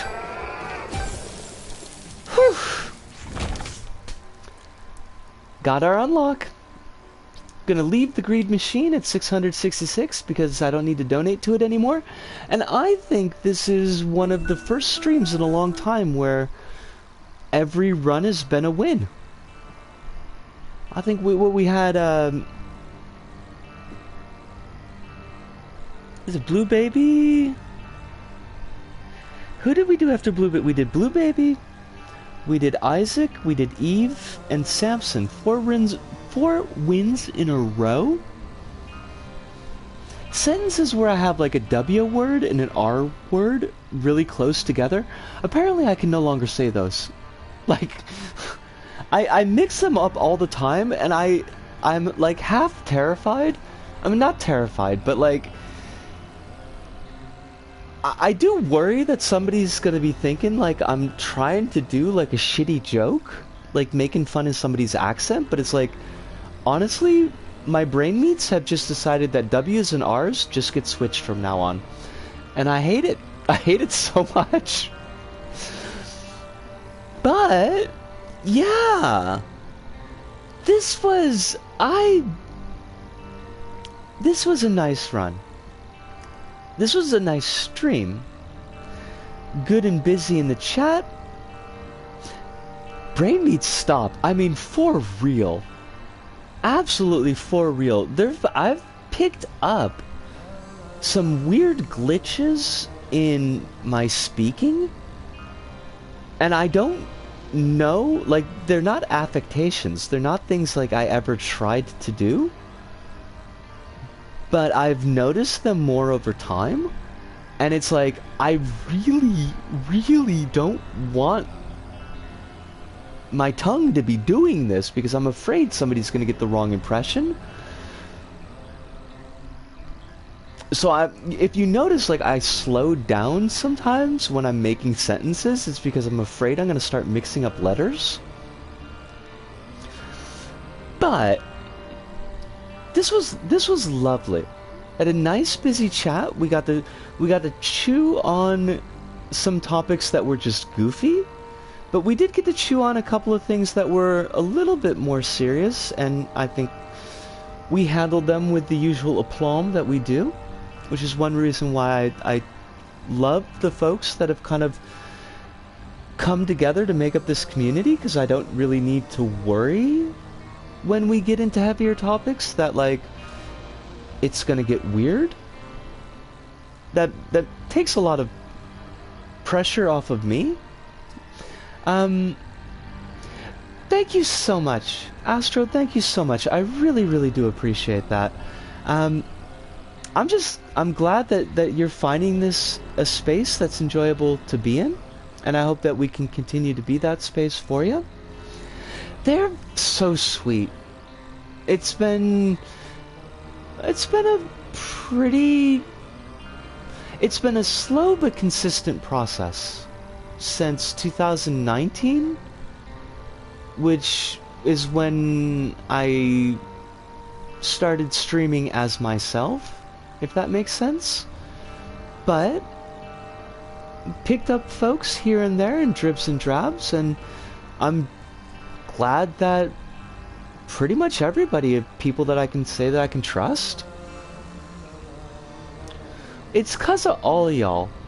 It ain't just because of me. I mean, there's streamers who are really nice, but if their community isn't nice as well, like, you don't pull those folks in. So, I mean, it's a, what do you call it? Reciprocal. It's a reciprocal kind of thing, I think, that we kind of build off each other. But we are at 3 hours and 30 minutes, so I do need to put a bow on this. I'm sure that you've got a day to get to, and I've definitely got some sleep and maybe chocolate to get to myself. Next stream will be tomorrow, same time. Like I said, it's probably gonna be a Little Big Planet, so it'll be family friendly, which just means that we don't swear, but topics don't really tend to change too much for that. Yes, take care of those fish, those lovely, lovely fish. And I wish you a wonderful day. Please stay healthy. Please drink all the water that you need. Eat food if you feel up to doing it, at least once per day. Medications on time if you've got them. And know that there's a lot of people out there that are rooting for you, that have got your best life in mind, and I'm only one of those people. There's a lot of other folks. But that pretty much does it for us here at Disco About. So, from me, Disco, here in Tokyo, to all of you out there wherever you may happen to be, thank you, arigato, sayonara, see you, and ciao.